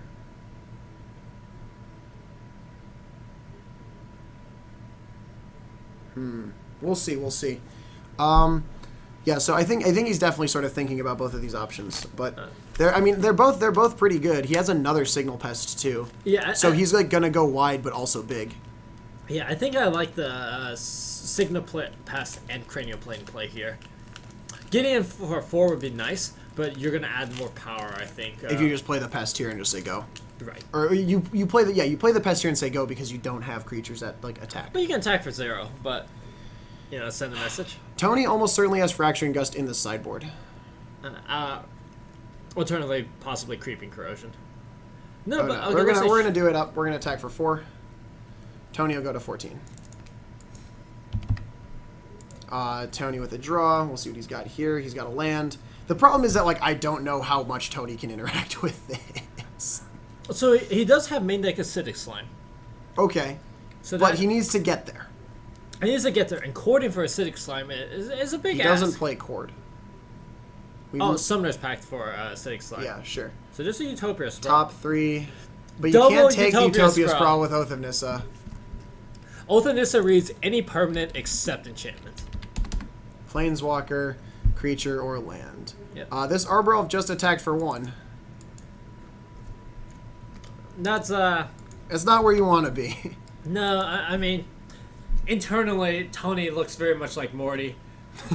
Yeah, right now. Oh God, Rick, what are we gonna do, Rick? There's robots out there, Rick. Oh God, oh, I'm so Also, sorry. like you just bought him 2 Utopia Sprawls. He does have main deck Hornet Queen though. This is true, chat. Oh, main deck Hornet Queen, quite good. Signal Pest gonna come down for Sean. He can play the Ravager here and then just like get in there with the plating. Yeah, I like playing the Ravager as well. You get in for additional damage. He's thinking about it though. But so like here's the thing though. Is like Tony doesn't get to block this turn. It's just like going forward. How is he blocking? Right. I don't think Tony can block this turn. Ooh, and Other- Sean tapping the wrong one. Wrong Signal Pest. So we're gonna miss for out now. on a point of damage here. Disaster. Okay, it's fine though. We'll jam. So this is an attack for how much? 1, 2, 3, 4, 5, 6. Okay, so Tony just does take it. Goes to 8 here. Oh, I gotta start this clock up. Hang on. I guess I Yeah, again, a really important theory in Magic is that if you there's no point in making these blocks unless it's lethal if it doesn't advance your game plan. That's true. That's true. But now the problem is you're not going to be able to block anymore because A, Sean has instant speed move the plating, and B, okay, so Kitchen Finks will put Tony back up to 10 here, but like this feels like a losing battle. Yeah, I mean, Sean's far ahead enough that he's not going to go YOLO and, like, sack things to Ravager. Sure. But like he can just move the plating at instant speed, and everything's +2/+0 from the signal pests. Except the other signal pests, which are +1/+0. Okay, sure. I agree. Good point. But yeah, I like the fact that cranial plating just lets you move it around is like, what were they thinking? Is Sean tapping the Glimmer Void there, though? Not going to end well for him. Because he can't instant speed it anymore. I don't think he's interested in Oh, I think he's just going wide? Sure. Okay, wow, this is a lot. Attack with everything, So I don't, not the Ravager. Yeah, I don't like the attack with Ravager. That's fine, because it's blocked, yeah. But the rest of this stuff can't be. So Tony is going to put the birds there. He's still going to take 1, 2, 3, 4, 5, 6, 7. Or, yeah, so, sorry, 1, 2, 3, 4, 5. 5? Yeah, unless Sean gets aggressive and sacks things to Ravager, and then he can do lethal. I think Sean can lethal with Ravager I don't here. think it's worth it, though. I don't think it is either. Like, you're clearly so far ahead. The only way you get lethal is if you do this line and then, like, Tony taps the birds and, like, paths it. Yeah. Yeah, this is totally fine. Just hit him for 5, right? Because it's 1, 2, 3, 4, 5. Yeah, this looks like 5 damage here.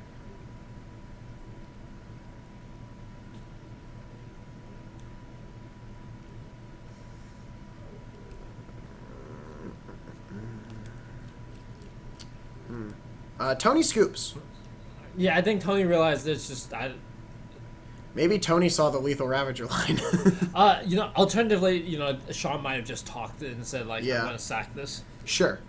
Yeah, absolutely. No, there's definitely a lot of reasons to scoop there. I don't think that Tony has anything in his deck that's winning. And like he did not have mana for Hornet Queen, so like even if he draws it, it's not good, right? Well, next turn, Sean's going to have instant speed move, and there's so many flying attackers that Hornet Queen's your only out. There's no way you're generating 8 mana. Hornet Queen's only 7 though. Yes. Okay. Alright, so Tony has Ancient Grudge, Tony has Creeping Corrosion, Tony has at least some other things, like he's ready for this matchup. We also saw Fire Spouts in Tony's sideboard. Yeah, I don't know. I mean, I think those cards are quite good there. He takes out like a Thrun and stuff. Thrun definitely not what you want to do.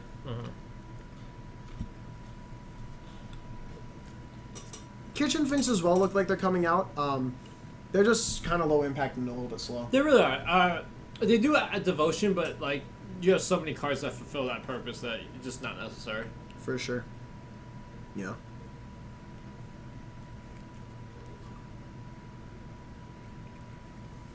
It doesn't look like Tony has any Path to Exiles in the main. And certainly some are going to come in the board. Yeah, that's something I'd bring in for sure. Like, just Yeah, Tony taking out all the Nissas, that makes a lot of sense. Nissa Again, they're really doesn't slow. do anything here.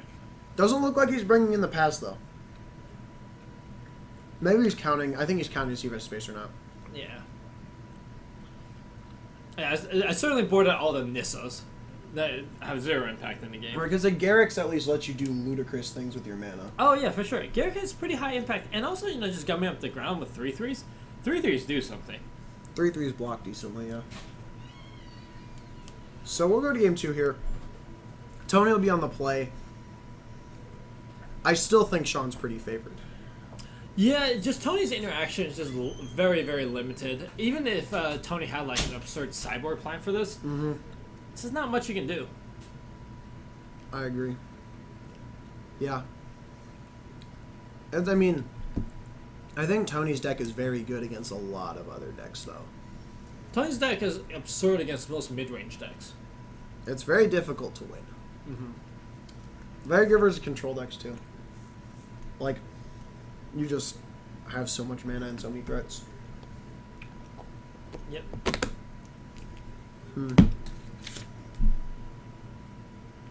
Let's see. So we know he brought in Creeping Corrosion, right? Pretty good. Not, it doesn't have can't be regenerated on it, but I don't think we've seen a welding jar in a while. No, but when This would matter against, like, Lantern, for example. Mm-hmm. However, we also, unfortunately, did not see Fraction Gust, which is honestly just a super lolzy card. Like, how can you lose after you cast it? It also has the interesting word enchantment. Oh, that a lot of you're people right. forget. LOL, yeah, Fraction Gust is actively bad in this deck because it plays Utopia Sprawls. It's very easy to forget that. I didn't remember that. And enchantments? Huh.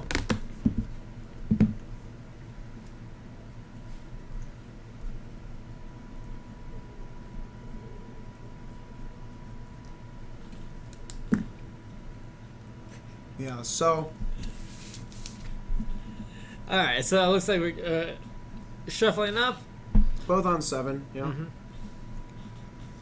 Alright, so Tony has an Ancient Grudge and a Fetch Land in his opener. Seems great to me. Seems quite good. Dude, you know what's really good in Modern is... Oh, but he mulls it. You know what's really It good might in have Modern? just been a land. Yeah. You know what's really good in Modern is when you draw your one-offs. Like, it's like... just like the games you play with your sideboard cards are so dumb.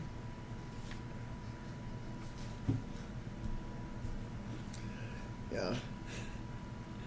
Alright, so let's see if this is better 6 here. I got Kitchen Finks, not thrilled. Oh, man. Yeah, so... Dude, if you're Sean, you're so happy. You're just like, oh, yeah, he didn't find it yet. I mean, here's the thing, though, right?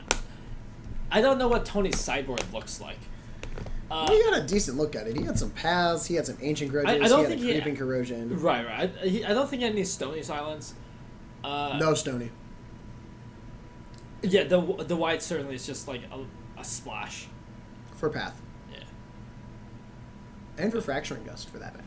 Well, I think you're going to be kick-assing the Fraction Gust off of green. But you could cast it off of white, damn. Yes, you are correct. How does Kitchen Finks work with Devotion, by the way? It's devotion for both. Okay, but like, if you, for like Karametra, green and white, how does that work? I don't know what Karametra does. It's just a god, but it has, when your Devotion to green and white is 7. Oh, that's it turns interesting. on. Does Kitchen Finks count for 4 or does it count for 2? This is what. Well, your devotion to green is 2, and your devotion to white is 2. Right, but I think green and white is like I think this is a thing. I don't know. We're off topic here. Sean's at 18 after a pretty explosive. If it's green and white, then sure. Yeah. Only counts as 2. Thanks, CD Wade Smith. Things that I don't know because I'm bad at Magic. Okay. Okay, so here is a Opal. Got a Memnite there. 3 mana. Ooh, a master. Okay. So this is going to be an attack for 3 base plus 1. So this is going to be attack for 4. Yes. Master of Ethereum is really good. We could be done here in a hurry. Yes, we could. Yeah, Master of Ethereum also currently just a 5/5. Casually. But yeah, Master of Ethereum's insane on a board like this because you have... 6/6. That's Darksteel. Oh, yeah. 1, 2, yeah, 6. Great. So yeah, if the Master of Ethereum doesn't die, I think Tony's taking lethal in 2 turns. No, I think Tony's dead next turn. So the Master by itself is 6 power. It adds 3 to the board, so it's 9 plus base 2. Okay. So that's 11 plus 3 from the Signal Pest. So that would put Tony to 4. That'd be 14. Yeah, and Tony just put himself to 14 to fetch. Yeah, presumably Tony's playing the Kitchen Finks here. Yeah, but like that's not gonna do it. That's not enough. Like you can, I mean, even then, do you just like suicide attack in with the Memnite, right? So, but Tony does have outs here, right? He can just draw like Ancient Grudge or something. No, if Tony draws like a Nykthos, yeah, he can. Oh, Nykthos isn't even enough. Nykthos is only for 3. Also, Sean has a Whip Flare. Whip Flare seems. Actually, like I don't hate it at all. This is just an attack for an enormous amount. Okay, 2 on the Memnite. No, a lot. Okay, so you have to block the chunk it, Master because so you're gonna take 3 from the 3 from that, 1 from the Signal Pest, and 3 from the Vault Scourge. So the easiest way I found to do affinity math, yeah, you count the base power. Okay, so 1, 2 base power, 2 base, plus 3 from Master. Yep, 5. Plus 2 from Signal Pest trigger. So 7. 7 total. Yes. Okay, so Tony's back up to 9 though after the kitchen things persist. And- Or no, he's yeah. back up. She's at 11. So Tony does draw to Nick those. If he has a burning tree, he can do some pretty absurd things. If he has a burning, no, he has a Summoner's Pact. Yeah. What's happening? Oh, but he doesn't have a second Summoner's Pact. So if Tony had a second Summoner's Pact, he could play The Horny Queen. Yeah. Oh no, he's so close. He has a second Nykthos, but he already plays land for turn. No, he's dead. Yeah. So hypothetically, if the second Nykthos was a Summoner's Pact, Yeah. Tony could Summoner's Pact for Burning Tree, play Burning Tree, use that mana to tap Nykthos for 5, Sure. play Garrick, untap, Nykthos again for 5, and then you have 10 mana floating because you have 2 lands to tap. So he's just super dead though, because you just full on attack and then play the Gouth Blast, right? yeah, it was just I mean, super here good. we're gonna Whip Flare though, just to get the Finks off the board.